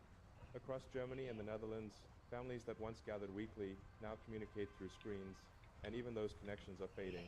Loneliness has become a silent epidemic. Studies show over 40% of seniors in developed countries now experience chronic loneliness, yet the media rarely mentions it. Why? Because loneliness doesn't trend, it doesn't sell. But the consequences are devastating. Loneliness increases mortality risk by 26%, it accelerates cognitive decline, it erodes emotional resilience, yet it's not treated as an emergency, it's treated as background noise. That's not accidental, that's how you weaken societies. If you control connection, you control cooperation. And when people stop believing in each other, they stop defending each other. That's why this isn't just a cultural shift, it's an engineered transformation. It's happening through media, strategies, and economics, all pushing one message: you're on your own. But that message is false. Humanity survives through unity, not isolation. And the moment we forget that, we lose everything that makes civilization human. In Australia, a 70-year-old widow named Denise told me something that broke me. She said, I raised my daughter through 2 jobs. Now she tells me she doesn't want kids because she doesn't believe in the world anymore. That's not just sadness, that's future erosion. And it's spreading fast. In Canada, birth rates have fallen to the lowest in recorded history. In Germany, over half of young adults say they no longer trust institutions or corporate systems. In the United States, more than 60% of Gen Z say they expect their standard of living to be worse than their parents. That's never happened before in modern civilization. So here's the hidden truth no one wants to say out loud. The next collapse won't be economic, it'll be generational. When the bridge between old and young breaks, knowledge stops transferring, wisdom disappears, culture loses continuity. A nation without shared memory becomes a nation without direction. That's why I keep telling you, don't lose structure. Use your 31-day daily high-impact planner as a bridge. Write your stories, your lessons, your history, and pass it forward. Because right now, you might be the last living connection to truths that can save the next generation from repeating ours. Tell me in the comments, have you felt this divide too? Share your comment. We must reconnect if you believe this is still repairable. And I'll tell you something few people realize. This generational fracture, through technology designed to polarize, through economies designed to extract, through cultures designed to divide, The systems that promised connection are now the tools of isolation. Social networks that were meant to unite us are feeding resentment, envy, and disconnection, especially across age groups. They call it engagement, but it's not engagement, it's erosion. Look around. Every debate turns into blame. Every disagreement becomes generational warfare. Seniors labeled privileged, youth labeled entitled, but both sides are being manipulated, and the real problem stays hidden. That's why this message found you now, because you were never meant to see how deep this goes. The truth is, we are witnessing the slow dismantling of continuity, a deliberate disconnection between memory and possibility. And if we don't stop it, the future will no longer remember us or what we stood for. But there's still time, not much, but enough. Because what I'm about to reveal next explains why this disconnection was engineered, who benefits from it, and what's already being built behind closed doors. It's something so powerful, so irreversible, that once it's fully in place, there's no turning back. And yet almost no one is talking about it. But it's already here, shaping decisions, altering economies, and influencing human behavior at a scale never seen before. Time is running out to prepare. So listen carefully, because I'll tell you the final and most serious truth of all, the one event that's already reshaping your world right now, the one they've been hiding in plain sight. It's the event no one prepared for, and it's already begun. Keep watching, don't skip a word. What you're about to hear now is the truth most people will never be told. The truth that ties everything together, the cost of living collapse, the housing breakdown, the generational betrayal, all of it has led to one final fracture, the most serious one of all. This is the erosion of human dignity and social unity. It's already happening right now, in your city, in your country, in your community. You can feel it every time you walk through a crowd and see strangers looking down, not at the world around them, but at a glowing screen that dictates how they think, what they feel, what they believe. Keep listening carefully, because what I'm about to tell you will explain why the world feels colder, why compassion is disappearing, and why humanity is standing at the edge of something irreversible. Across the United States, people are no longer just divided by politics or class, they're divided by identity itself. In Germany, surveys show fewer than 1 in 3 people now believe their society is united in common values. In the Netherlands and New Zealand, loneliness and anxiety have quietly become the new epidemic, not caused by disease, but by disconnection. That's what this is really about, the silent struggle against human dignity. When I say dignity, I don't mean pride, I mean the recognition that every life has inherent worth, that every person has a place in the world. But somewhere along the line, that truth was lost. Technology promised to connect us. Instead, it disconnected us from ourselves. Systems designed to entertain now manipulate emotion, creating constant outrage, anxiety, and fear. They don't sell products anymore, they sell division. And every time that happens, dignity erodes. A man in Ohio loses his job to automation. A mother in Melbourne spends her nights scrolling through screens, comparing her life to people she'll never meet. A retired teacher in Manchester posts a story about her struggles and gets mocked by strangers half her age. What do all these stories have in common? The erosion of human value in a system that profits when people forget what they're worth? Share in the comments, we haven't forgotten, if you still believe in human worth beyond the system that tries to measure it. Now, here's the hidden truth. This erosion didn't happen by mistake. It's not chaos, it's design.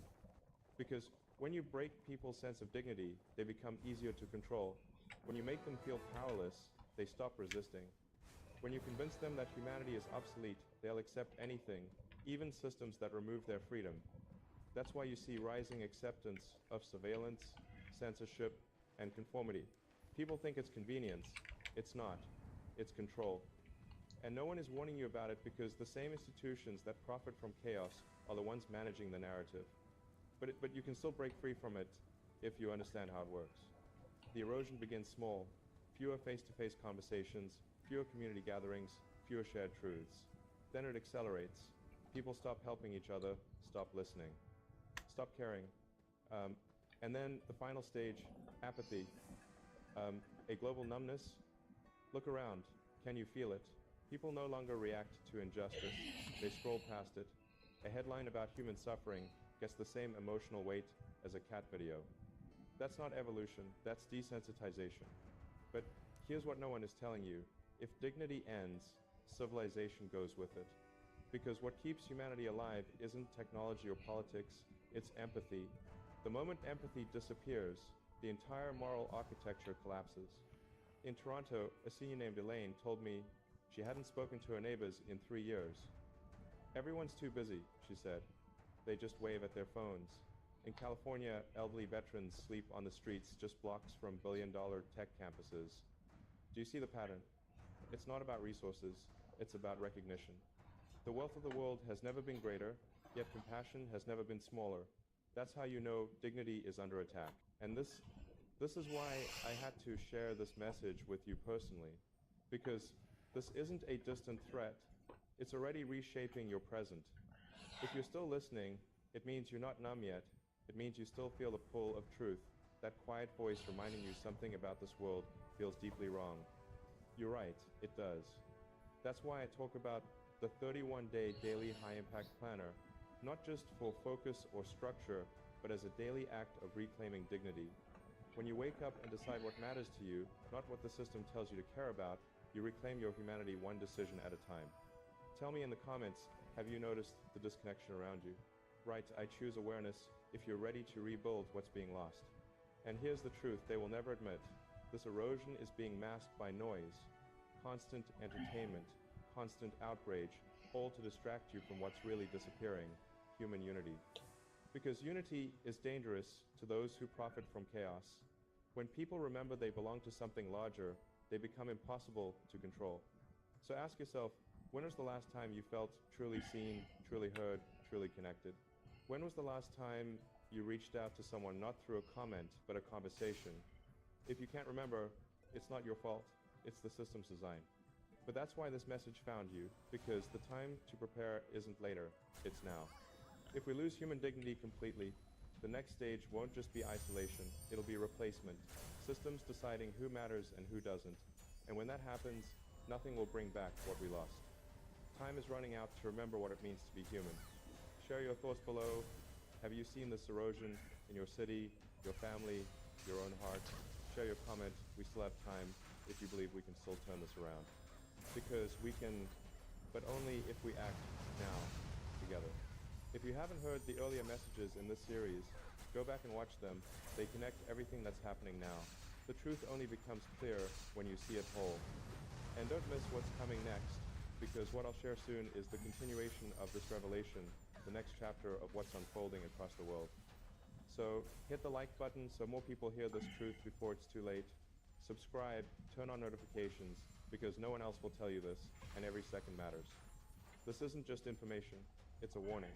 And it's also a choice to either wake up now or wait until it's too late. The erosion has begun, but the restoration starts with you. Check my playlist for more videos, and I'll see you in the next one.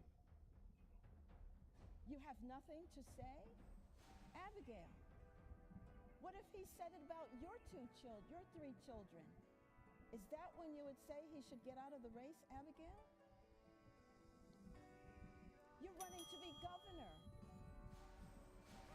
She just stood there with a grin on her face, a smirk. If that isn't disqualifying, then I don't know what is. If Virginia votes for that, if leftists want to stand behind that woman instead of Winsome Earl Sears, then they deserve everything they get. Now, let's get back to examining whether TDS, even some of the worst cases of TDS, can be cured.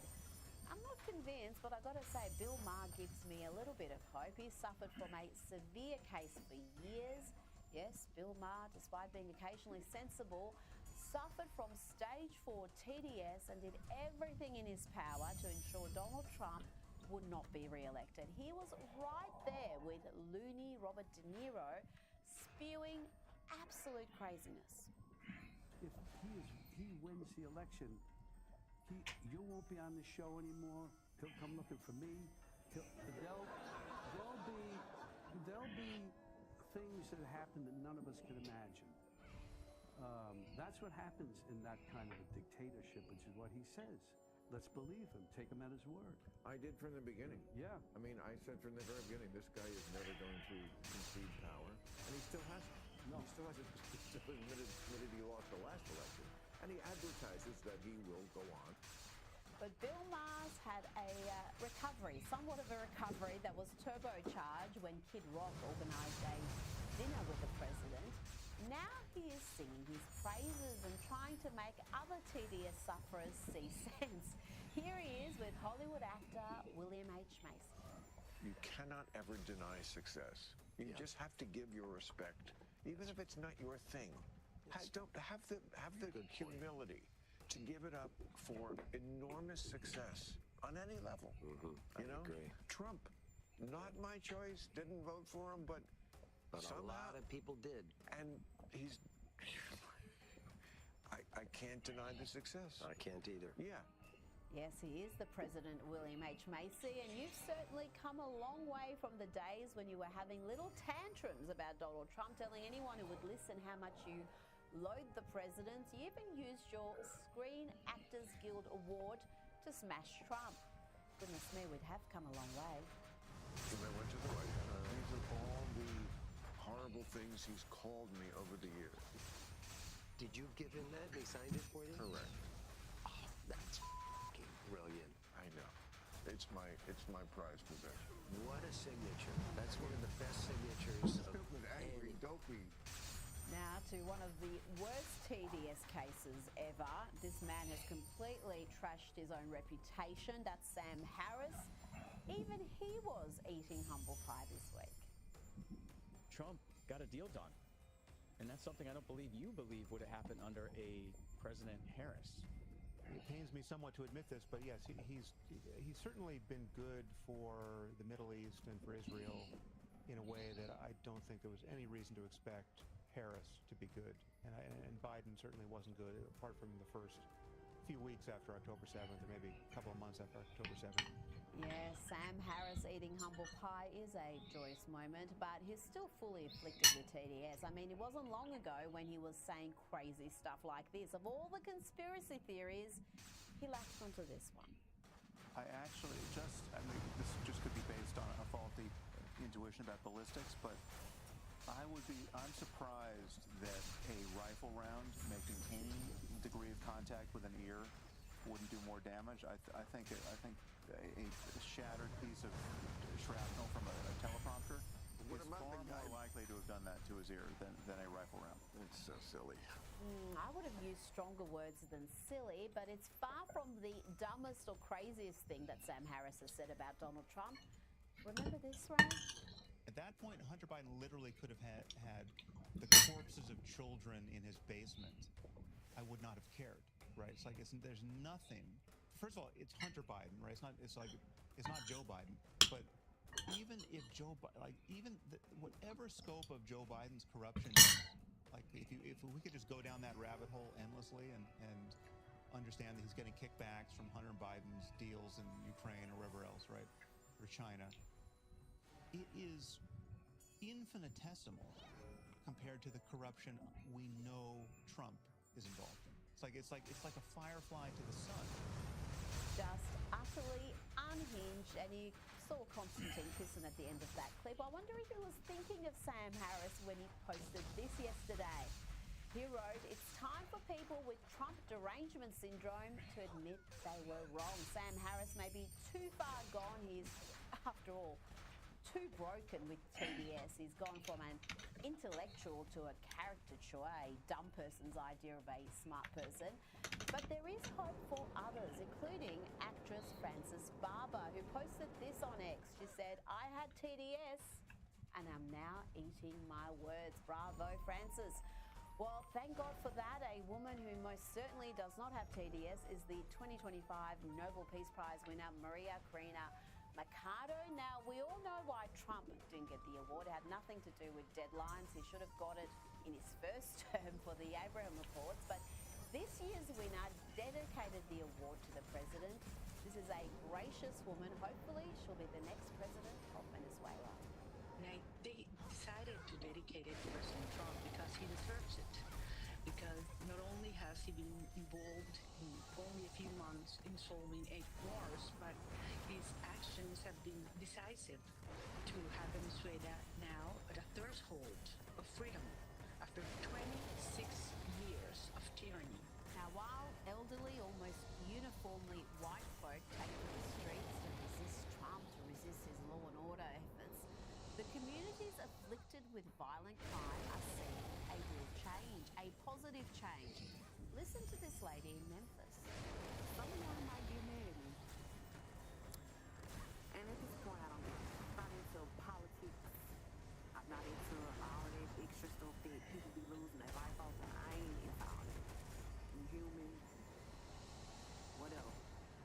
But I will say thank you, Trump, for bringing these National Guards and doing what they doing down here in Memphis right now.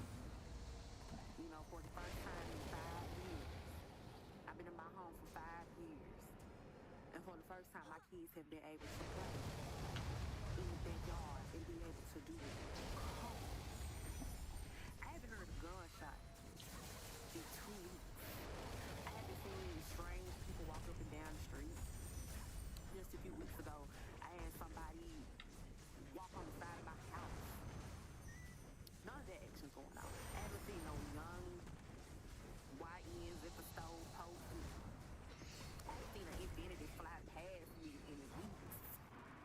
I'm sitting on my porch right now, and I'm watching kids outside playing.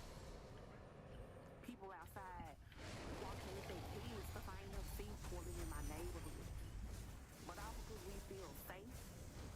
People outside walking with their kids. She's never seen that before in her neighbourhood. Think about that. And she's not alone. People have seen an immediate impact. Criminals are scared. The law-abiding folk are out reclaiming their neighbourhoods. All I want to say is Trump is doing this big thing, man. We got the kids back outside on their bikes. The lawnmowers back on, the dogs back barking. Memphis is looking real good out here, man. Hey, man, you need the big one, man. Appreciate you for heavy cleaning up Memphis. I ain't even gonna care when I say this, bro. But since they brought the National Guard down to Memphis, I ain't heard no screeching tires out late at night. I ain't heard no gunshots. Let's bring in Sky News contributor Kosha Gator. Kosha, we will speak about the momentous events in the Middle East shortly, but there is little doubt that domestically Donald Trump's policies are having real impact, particularly when it comes to law and order, but they are still controversial policies, aren't they? They're getting a lot of heat from the media, from the activist class. Do you think he's going to continue this? Because he is paying a high price for implementing these policies. He is, but I think he will because it strikes the heart of his agenda, whether it's getting the illegals out, that is his signature issue, and then not a byproduct, but sort of a ripple effect of that is also just restoring law and order in general, and that is so core to what he stands for. He knows the people support it. And as for the media or those protesters who, as you say, are mostly white, mostly not always boomers, like to be elderly people, they are protesting. They roll to the bitter end because it's a luxury belief for them to say things like, we don't want uniformed troops militarizing American cities, and like all those portrayals that are incorrect that they try to portray, that we're turning America into some sort of like military zone. They can afford to do that because they don't have to live with the consequences, like that lady, like those two gentlemen that you played, who can't even have their kids play in the backyard without fear of crossfire from gunshot wounds. So it's quite incredible, and they'll continue to do that. But I think as the ground support from the grassroots and more of those things come out, it's going to be harder and harder for them to continue those protests. I mean, it's just astonishing that you've got someone who's never seen kids playing in the streets the whole time she's lived in that neighbourhood, who's not sat on her own porch feeling relaxed. In America, which In is America. so sad. The homicide rate is 20, 30, 50, even 70 per 100,000, which is crazy in the wealthiest nation on earth, in these cities that we know.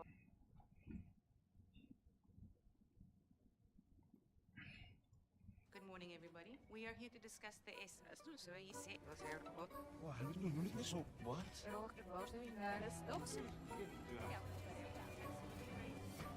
Making work make sense. LinkedIn knows how. I think a lot of people don't realize how massive the positive impact AI is going to have on their life. Well, I would argue that the idea that this AI disruption doesn't lead us to human catastrophe is optimistic. For example, people are going to be unemployed in huge numbers. You agree with that, don't you? Yes, if your job is as routine as it comes, it's gone in the next couple of years. But it's going to create new opportunities for wealth creation. Let me put it to you this way. We've created a new species, and nobody on Earth can predict what's going to happen. We are joined by three leading voices to debate the most disruptive shift in human history, the rise of AI. And they're answering the questions you're most scared about.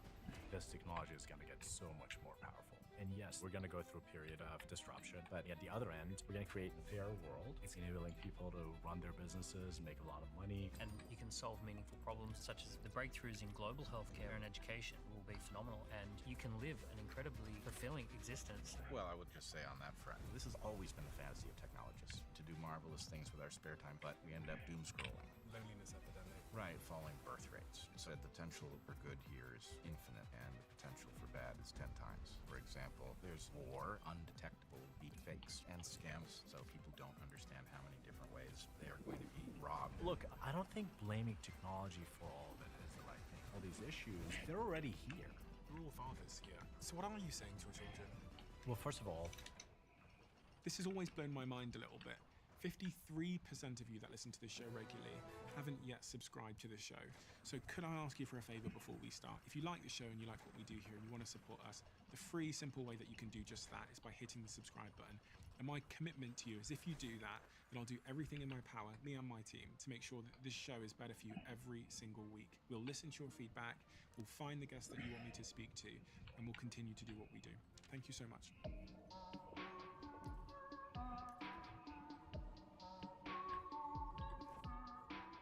The reason why I wanted to have this conversation with all of you is because the subject matter of AI, but more specifically AI agents, has occupied my free time for several weeks in a row.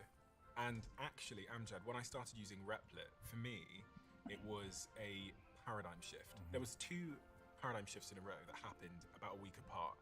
ChatGPT released their image generation model where you could create any image and it was incredibly detailed with text and all those things. That was a huge paradigm shift. And then in the same week, I finally gave in to try and figure out what this term AI agent was that I was hearing all over the internet. I heard vibe coding, I heard AI agent. I was like, I will give it a shot. And when I used Replit, 20 minutes in to using Replit, my mind was blown.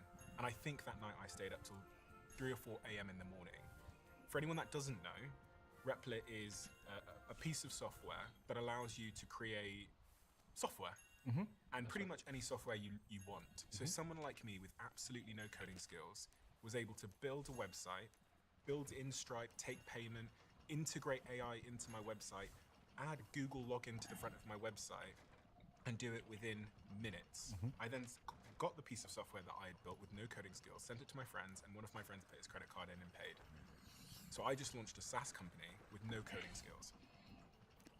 To demonstrate an AI agent in a very simple way, I used an online AI agent called Operator to order us all some water from a CVS around the corner.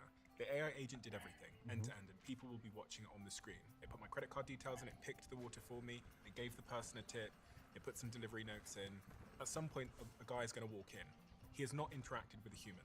He's interacted with my AI agent. And the reason I use this as an example is, again, it was a paradigm shift moment for me when I heard about agents about a month ago, and I went on and I ordered a bottle of electrolytes.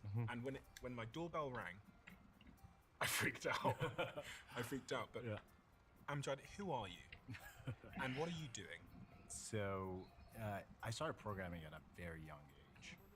You know, I built my first business when I was a teenager. I used to go to internet cafes and program there. And I realized that they don't have software to manage the business. I was like, oh, why didn't you create accounts? Why don't you have a server? It took me 2 years to build that piece of software. And that sort of embedded in my mind this idea that, hey, like, you know, there's a lot of people in the world with really amazing ideas, especially in the context where they live in, that allows them to build businesses. However, the main source of friction between an idea and software, or call it an idea and wealth creation, is infrastructure, is physical infrastructure, is meaning a computer in front of you, it is an internet connection, it is the set of tools and skills that you need to build that. If we make it so that anyone who has ideas, who wants to solve problems, will be able to do it. I mean, imagine the kind of world that we could live in where no one can be anyone who has merit, anyone who can think clearly, anyone who can generate a lot of ideas can generate wealth. I mean, that's an amazing world to live in, right? Anywhere in the world. So with Replit, the company that I started in 2016, the idea was like, okay, coding is difficult. How do we solve coding? And we built every part of the process, the hosting, the code editor. The only missing thing was the AI agent. And so over the past 2 years, we've been working on this AI agent that you can just, similar, since ChatGPT, this revolution with Gen AI, and you can just speak your ideas into existence. I mean, this starts, sounding religious. Like this is like the gods, the myths that humans have created. They used to imagine a world where you can be everywhere and anywhere at once. That's sort of the internet, and you can also speak your ideas into existence. And it's still early. I think Replit Agent is a fantastic tool, and I think this technology is going to get so much more powerful. Specifically, what is an AI agent? I've got this graph actually here, which I don't need to pass to any of you for you to be able to see the growth of AI agents. But this graph is Google search trend data. This also resembles our revenue too. Looks like that. Oh, okay, right. The water has arrived. Hello. Thank you. You can come on in. Yes, it's 3951. Thank you so much. Thank you. I mean, this is like a supernatural kind of power. You conjured water. I conjured water from my mind. Yeah. And it's shown up here with us. And it clearly thinks we need a lot. But just to define the term AI agent for someone that's never heard the term before. Yeah. So I assume most of the audience now are familiar with ChatGPT, right? You can go in and you can talk to an AI. It can search the web for you. It has a limited amount of tools. Maybe it can call a calculator to do some addition, subtraction for you. But that's about it. It's a request-response style. Agents are when you give it a request and they can work indefinitely until they achieve a goal or they run into an error and they need your help. It's an AI bot that has access to tools. Those tools are access to a web browser like Operator, access to a programming environment, say like Replit, access to credit cards. The more tools you give the agent, the more powerful it is. Of course, there's all these considerations around security and safety and all of that stuff.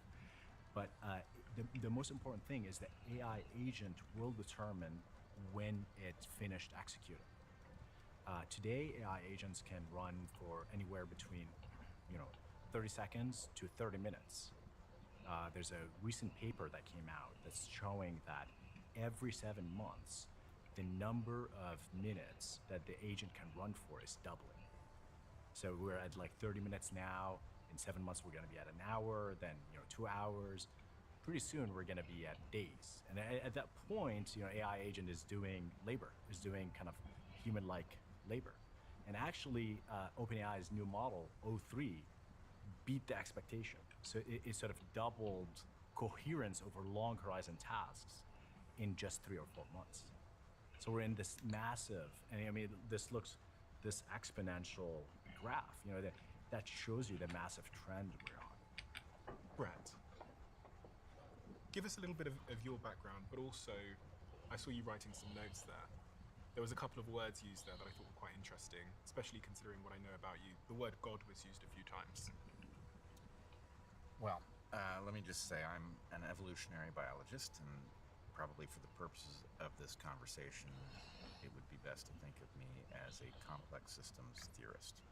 One of the things that I believe is true about AI is that this is the first time that we have built machines that have crossed the threshold from the highly complicated into the truly complex. And I will say I'm listening to this conversation with a mixture of profound hope and dread, because it seems to me that it is obvious that the potential good that can come from this technology is effectively infinite.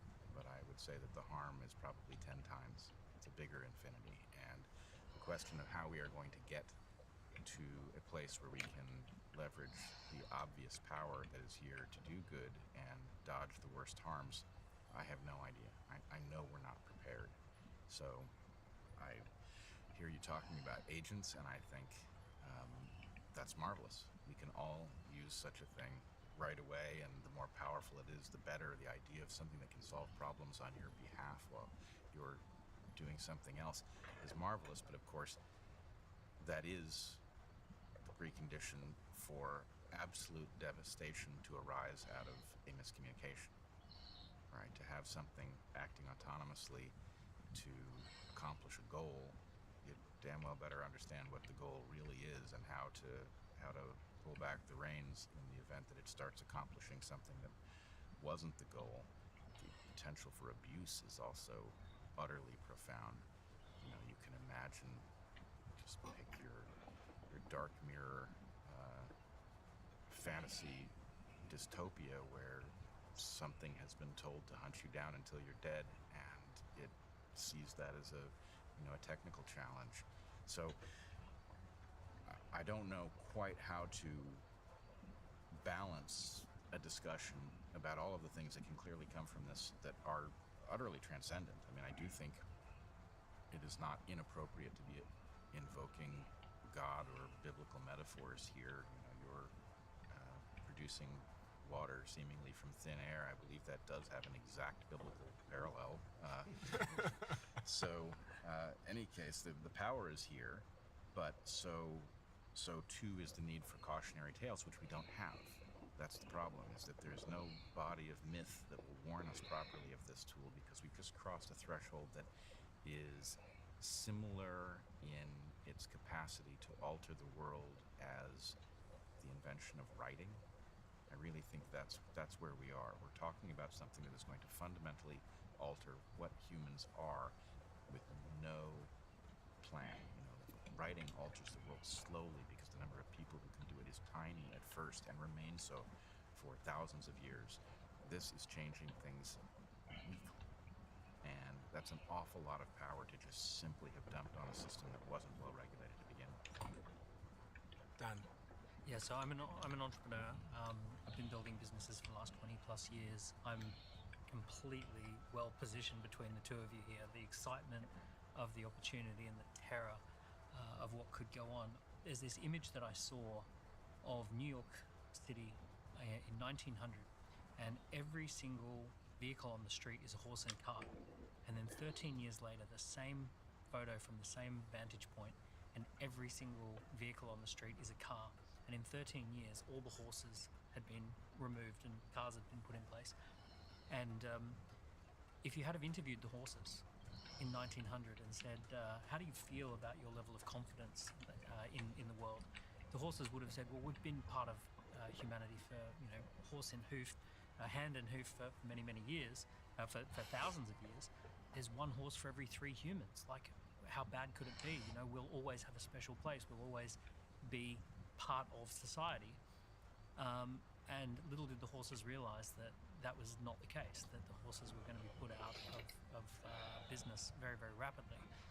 And to reason through analogy, there's a lot of us who are now sitting there going, hey, wait a second, does this make me a horse in 1900? I think a lot of people don't realize how massive these kind of technologies are going to have as an impact. 1 minute we're ordering water and that's cute, and the next minute it can run for days, and in your words, it doesn't stop until it achieves its goal, and it comes up with as many different ways as it could possibly come up with to achieve its goal. And in your words, it better know what that goal is. I'm thinking a lot, Amjad, as Daniel's speaking about the vast application of AI agents, and where are the bounds? Because if this thing is going to get incrementally smarter, well, incrementally might be an understatement, it's going to get incredibly smart, incredibly quick, and we're seeing this AI race where all of these large language models are competing for intelligence with one another. And if it's able to traverse the internet and click things and order things and write things and create things, and all of our lives run off the internet today, what can't it do? It's going to be smarter than me. No doubt, it already is. And it's going to be able to take actions across the internet, which is pretty much where most of my professional life operates. It's like how I build my businesses. Even this podcast is an internet product at the end of the day. because you can create. We've done experiments now, and I can show you the graphs on my phone to make AI podcasts, and we've just managed to get it to have the same retention as the Diary of a CEO. Now with the image generation model, Retention as in viewer retention? the percentage of people that get to 1 hour Wow. is the same now. So we can make the video, we can publish Yeah, it, we double can the script line. it, you Yeah. can synthesize my voice. Sounds like me. So what is it going to be able to do? And can you give me the variety of use cases that the average person might not have intuitively conceived? Yeah. So I tend to be an optimist, and part of the reason is because I try to understand the limits of the technology. What can it do is anything that we can, any sort of set of human data that we can train it on. What can it not do is anything that humans don't know what to do because we don't have the training data. Of course, it's super smart because it integrates massive amount of knowledge that you wouldn't be able to read, right? It's also much faster. It can run through massive amount of computation that your brain can't even comprehend. Because of all of that, they're smart. They can take actions, but we know the limits of what they can do because we trained them. They're able to simulate what a human can do. So the reason you were able to order the water there is because it was trained on NSF data. That includes clicking on DoorDash and ordering water.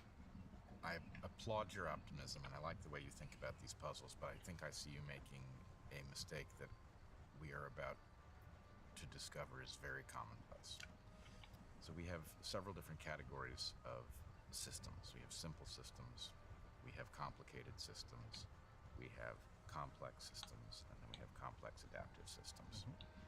And to most of us, a highly complicated system appears like a complex system. We don't understand the distinction. Technologists often master highly complicated systems, and they know, for example, a computer is a perfectly predictable system inside. It's deterministic. But to most of us, it functions, it is mysterious enough that it feels like a complex system. And if you're in the position of having mastered highly complicated systems, and you look at complex systems and you think it's a natural extension, you fail to anticipate just how unpredictable they are. So even if it is true that today there are limits to what these machines can do based on their training data, I think the problem is to see what's going to happen. You really want to start thinking of this as the evolution of a new species that will continue to evolve. It will partially be shaped by what we ask it to do, the direction we lead it, and it will partially be shaped by things we don't understand. So, how does this computer that we have work? Well, one of the things that it does is we plug them into each other. Yes. Using language, it's almost as if you've plugged an Ethernet cable All right. between human minds, and that means that the cognitive potential exceeds the sum of the individual minds in question. Your AIs are going to do it, and that means that our ability to say what they are capable of does not come down to, well, we didn't train it on that You're data. welcome. As they begin to interact, that feedback is going to take them to capabilities we don't anticipate and may not even recognize once they become present. That's one of my fears. This is an evolving creature, and it's not even an animal. If it were an animal, you could say something about what the limits of that capability are. But this is a new type of biological creature, and it will become capable of things that we don't even have names for. Even if it didn't do that, even if it just stayed within the boundaries that you're talking about, you mentioned about it having median level intelligence. Well, that by definition means 50% of the people on the planet are less intelligent than AI. To a degree, it's almost as if we've just invented a new continent of remote workers. There's billions of them. They've all got a master's or a PhD. They all speak all the languages. Anything that you could call someone or ask someone over the internet to do, they're there 24/7 and they're 25 cents an hour, if that. If that really happened, if we really did just discover that there were a billion extra people on the planet who all had PhDs and were happy to work almost for free, that would have a massive disruptive impact on society. Society would have to rethink how everyone lives and works and gets meaning. And that's if it just stays at a median level of intelligence. Like it's pretty profound. I still think it's a tool. This is power that is there to be harnessed by entrepreneurs. I think that the world is going to get disrupted, right? And this post-war world that we created, where you go through life, you go through 12 years of education, you get to college, and you just check the boxes, you get a job. We can already see the fractures of that. It is, this American dream is perhaps no longer there. And so I think the world has already changed. And so, but like, what are the opportunities? Obviously, there are downsides. The opportunities is, for the first time, access to opportunity is equal. And I do think there's going to be more inequality. And the reason for this inequality is because, actually, Steve Jobs made this analogy. It's like the best taxi driver in New York is like 20% better than the average taxi driver. The best programmer can be 10x better. We say the 10x engineer. Now the variance will be in the 1000x, right? Like the best entrepreneur that can leverage those agents could be better. Could be 1,000 times better than someone who doesn't have the grit, doesn't have the skill, doesn't have the ambition, right? So that will create a world. Yes, there's massive access to opportunity, but there are people who will seize it, and then seize it. And there'll be people who don't. I imagine it almost like a marathon race. And AI has two superpowers. One superpower is to distract people, such as TikTok algorithm. That's right. And the other superpower is to make you hyper creative. So you become a hyper consumer or a hyper creator. And in this marathon race, the vast majority of people have got their shoes tied together because AI is distracting them. Some people are running traditional race. Some people have got a bicycle, and some people have got a Formula One vehicle. And it's going to be very confronting when the results go on the scoreboard and you see, oh, wait a second, there's a few people who finished this marathon in about 30 minutes, and there's a lot of us who finished in like 18 hours because we had our shoes tied together. And I can't understand, if we've got equal opportunity, why there's so much disparity between how fast it, and I'm using an analogy, but this idea that, someone, like a lot of people are going to start earning $1 million a month. And a lot of people are going to say, hey, I can't even get a job for $15 an hour. There's going to be this kind of interesting wedge. Well, but I hear in what both of you are saying a kind of assumption that this will all be done on the up and up. And I do want to I am not a doomer.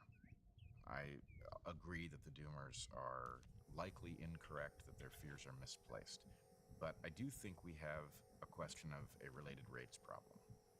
I said the potential for good here is infinite, and the potential for bad is 10 times, right? What I mean is, there are lots of ways in which this obviously empowers people to do things that they were going to be otherwise stuck in the mundane process of learning to code and then figuring out how to make the code work and bring it to market and all of that. And this solves a lot of those problems, and that's obviously a good thing. Really, what we should want is the wealth creation object as quickly as we can get there.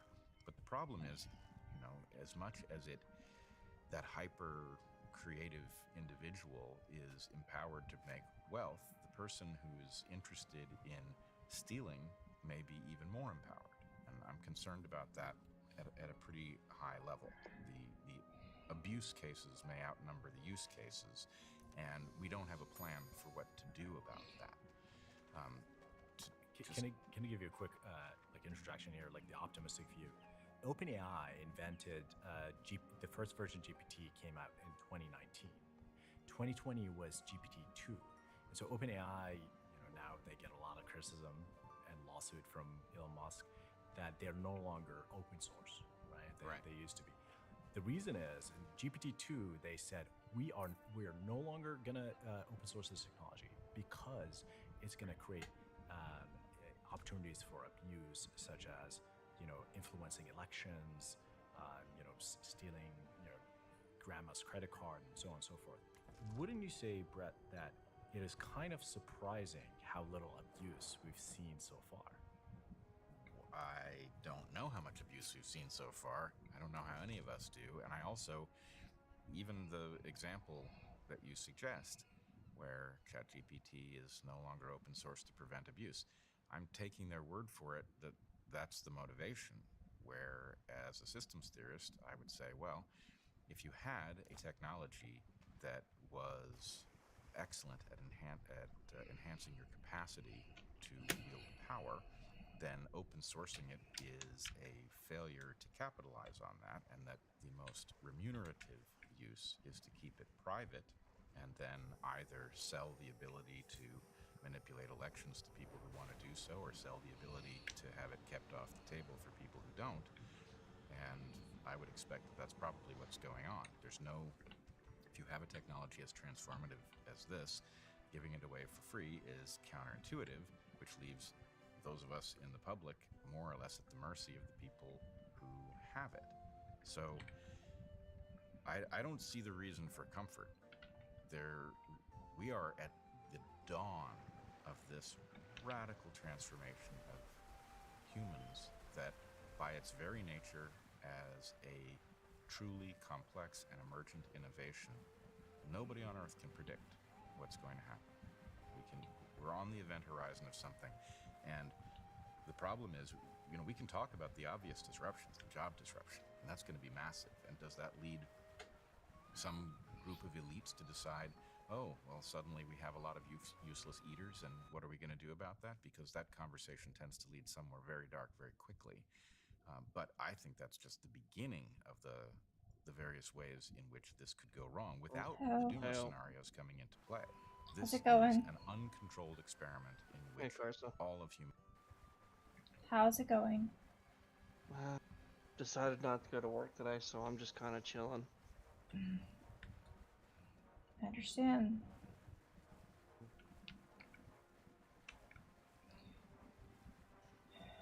I didn't fall asleep till like 3 a.m., and that's after a liquid courage. Yeah, I actually had some liquid courage myself last night.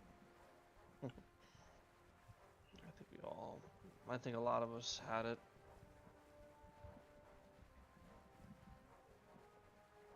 Yeah. I got a lot to do too. I did find my interview that I did with him at one time. That Okay. I feel I'm going to play at the vigil. That's fun.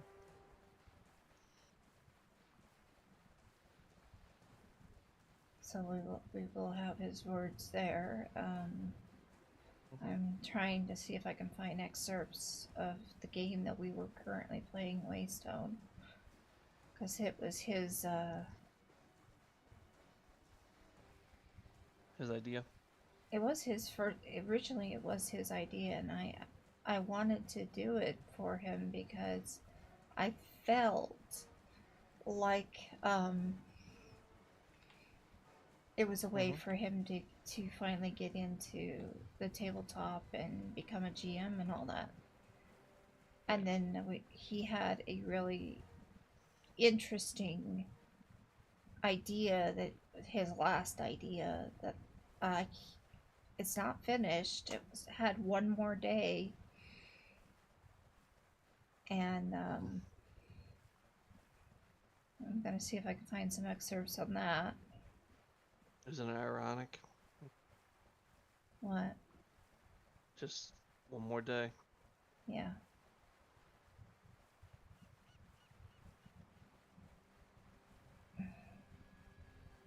So his mission, he never got to finish. He got close, but he never got to finish it. And Godbound was supposed to finish this next 2 months, and he didn't get to finish that either. So I got to figure out how to make it so that he'll be okay with it, you know?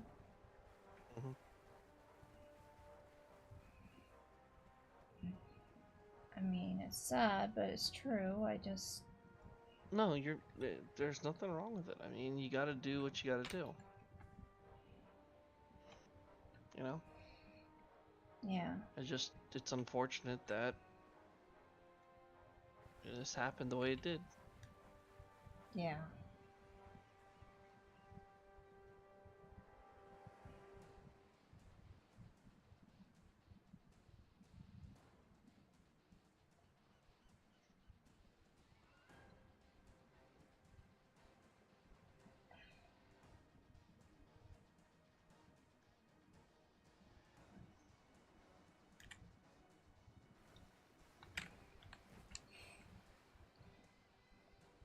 And I just don't want to do something that, you know, is eh. I want something that he'll enjoy. Mm-hmm.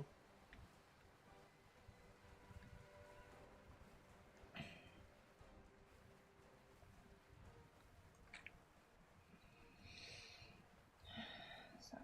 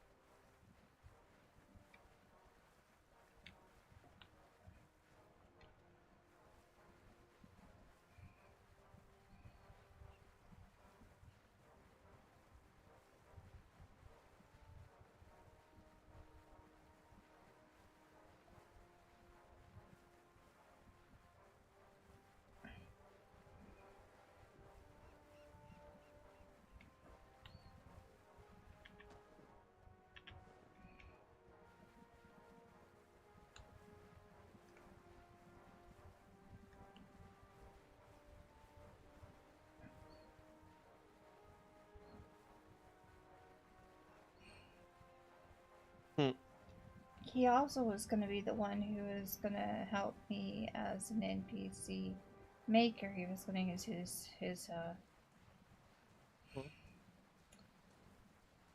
his digital mind AI stuff and show me how it was going to be done, and he was going to make the NPCs for us.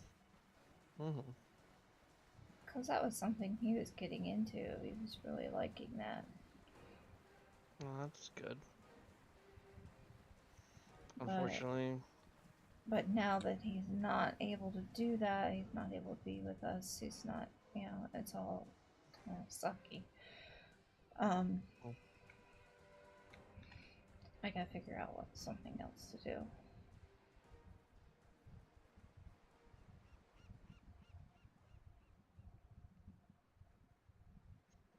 Yeah, unfortunately.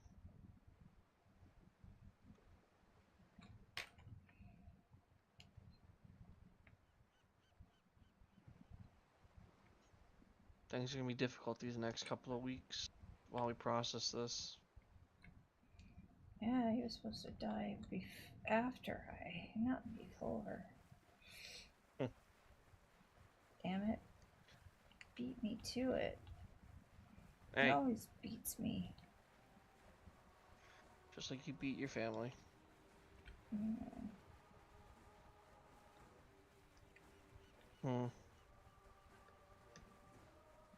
What's here?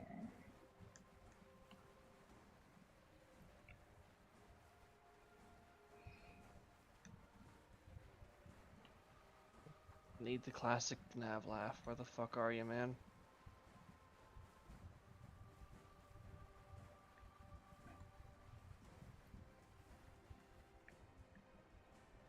He made a meme out of his laugh.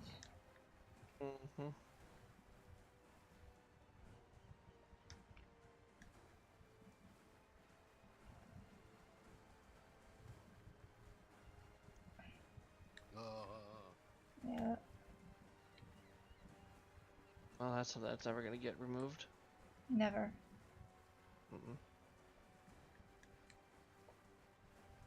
I've also put in a spot for people to put down their wishes. I saw. Yeah, I saw earlier.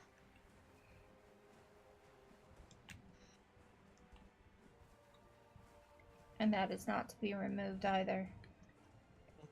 Understandable.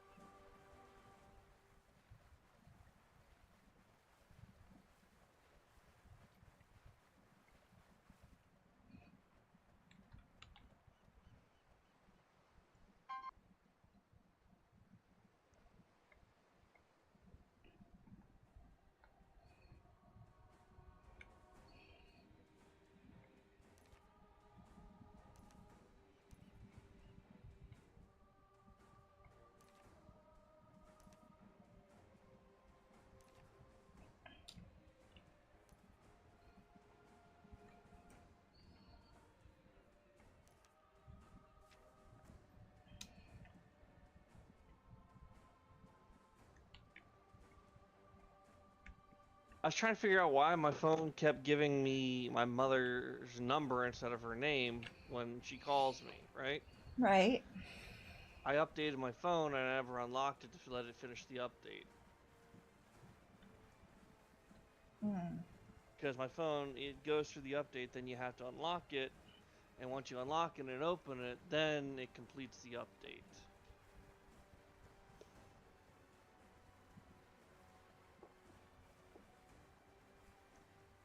I should be at work right now. I should be getting. I still have about an hour and a half till I'm supposed to go to lunch. Right. Oh fuck. Right, well, I gotta go for a little bit. You're Mom's fine, coming dude. home with. Yep, she's coming home with shit that I gotta help bring in. I'll be right back. Okay.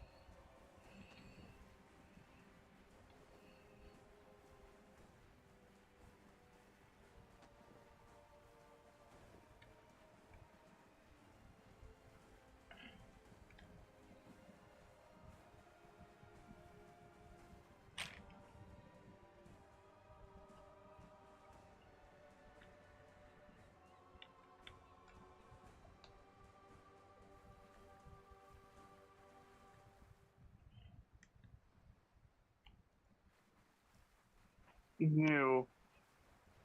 Hi. Oh, what's up? Still dealing with the shock of yesterday. Yeah, I get it. And I wanted to talk to you conversationally. Since, What's up? what do I do with Riley?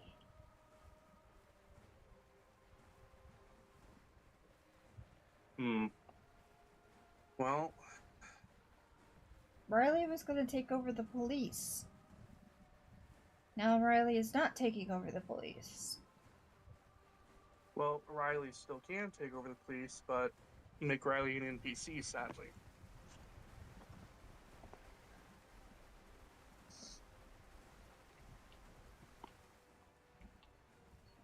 I mean, you could work it on as Riley is weeding out, is taking a break and weeding out the corrupt cops.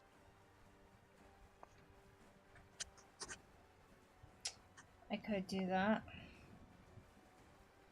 As for Hayden, I have an idea. What's your idea? Well, part of the idea I had yesterday was send Hayden on a quest, okay? Like, because it's obvious he's got history with vampires and all that shit. So send him on a quest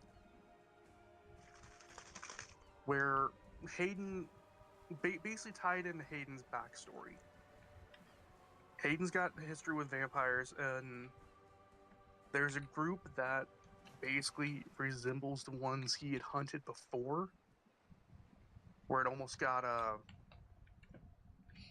I'm blanking on her name, the assistant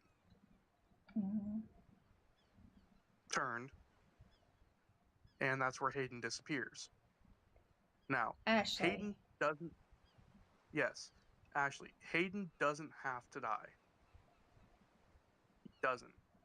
But would he possibly step down after this? Yes. Hayden could die if he wanted. Knowing Nav, he would go out in a blaze of glory. So, what you can do, which would be a real tearjerker considering everything, the rest of the team hear this and they go for almost like a rescue ops for Hayden. Only for Hayden to go out in a blaze of glory.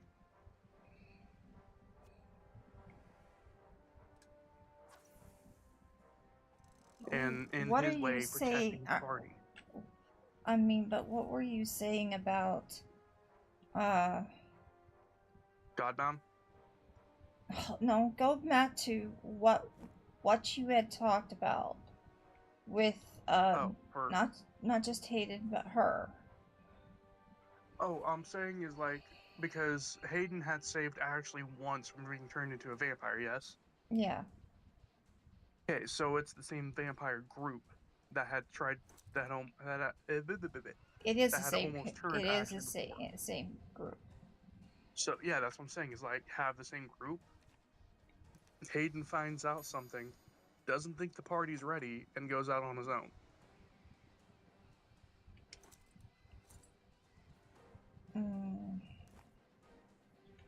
With his own team of people. Well, the person that is actually involved in this, why the fuck did it go away already? Oh, this sucks. Alright.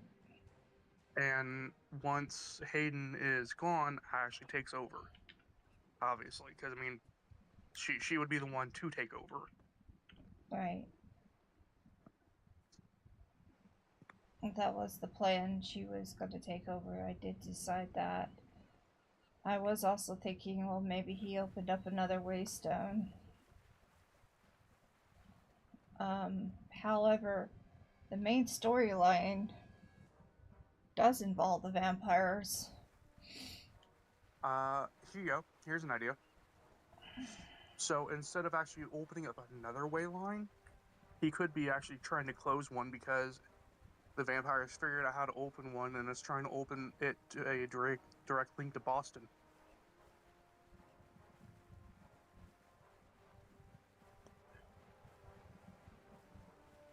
That is a possibility too. It's a good idea.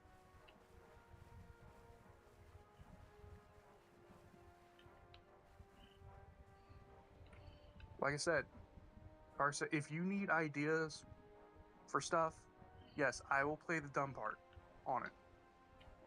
I do need ideas. And yes, you need to play that dumb part. Hey, just have me be the secret DM. That's fine. I don't mind helping with monster ideas, you know that.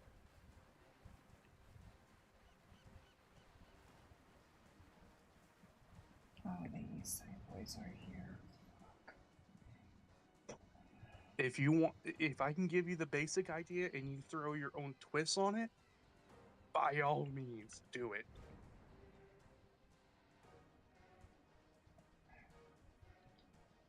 Hell, even talk to Cervantes about some of the ideas.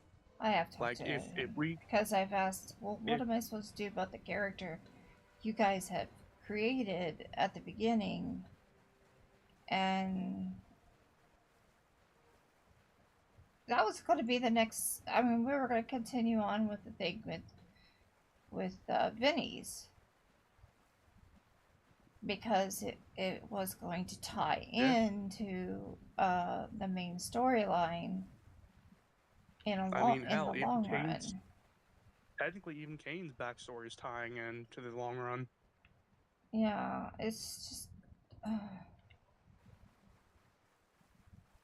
But yeah, no, like, I'm being serious, Karsa. What you do is bounce some ideas off me, and then talk to your husband about adding some twists to it, and his ideas for hunts and stuff.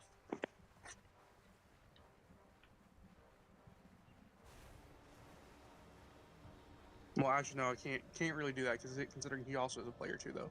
Shit. Hello. Oh god, it's a Shiv. Yeah. You guys are all here, huh? I mean, I generally don't do a lot else on a Monday.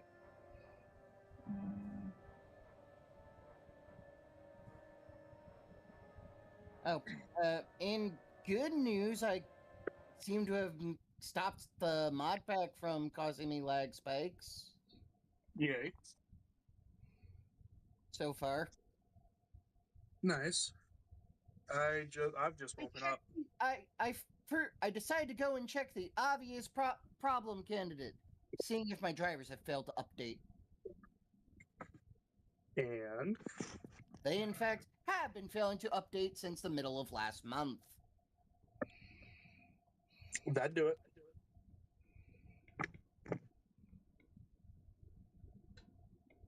I actually need to check mine update if I might need to update too. I've also stopped it from trying to automatically shift to the other graphic settings, which also seems to have helped me quite a bit. You know, I also gotta ask, dude, why don't you ever get a desktop? Well, mainly for lack of places to put it. Oh, you two showed up. Yeah, dude, I've been here. He's been in here for like 20 minutes, dude. Yeah, yes. Well, I was I've AFK. been here for like I've been here for like 2. I've been AFK for the entire time that you've been here, because when I left, you weren't here. That is generally how people appearing goes, yes. Mm-hmm.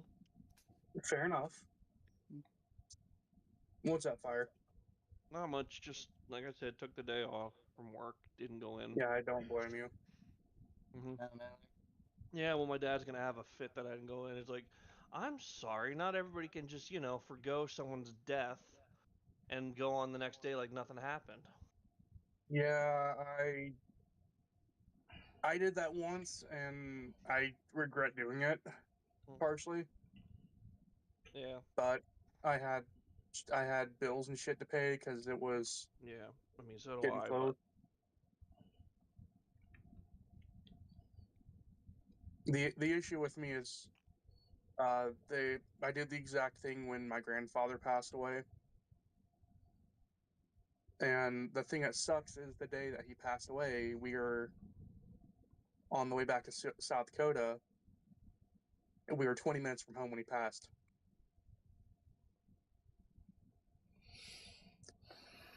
For basically almost a 13, 15-hour drive, and we were 20 minutes away when he passed away. I got the offer to come back for his funeral, and I said I couldn't. I had rent and all that shit to pay, and I didn't have the money saved up for it. Mm-hmm. So I ended up missing my grandfather's funeral over it. Like I said, I just took one day to get my head back on straight, because if I tried going into work today, I wouldn't be able to focus. Yeah, no, I get it, and I get it because I was the same way with my grandfather. Trust me, I completely get it. Mm-hmm. I probably should have took the day off, but I couldn't afford it. Yeah, I know. I technically can't afford it either, personally, but You're doing right by you. Mm-hmm. I'll figure it out. I'll figure it out financially wise. I do have a little bit of money put away still that I can make up today. Worst case scenario.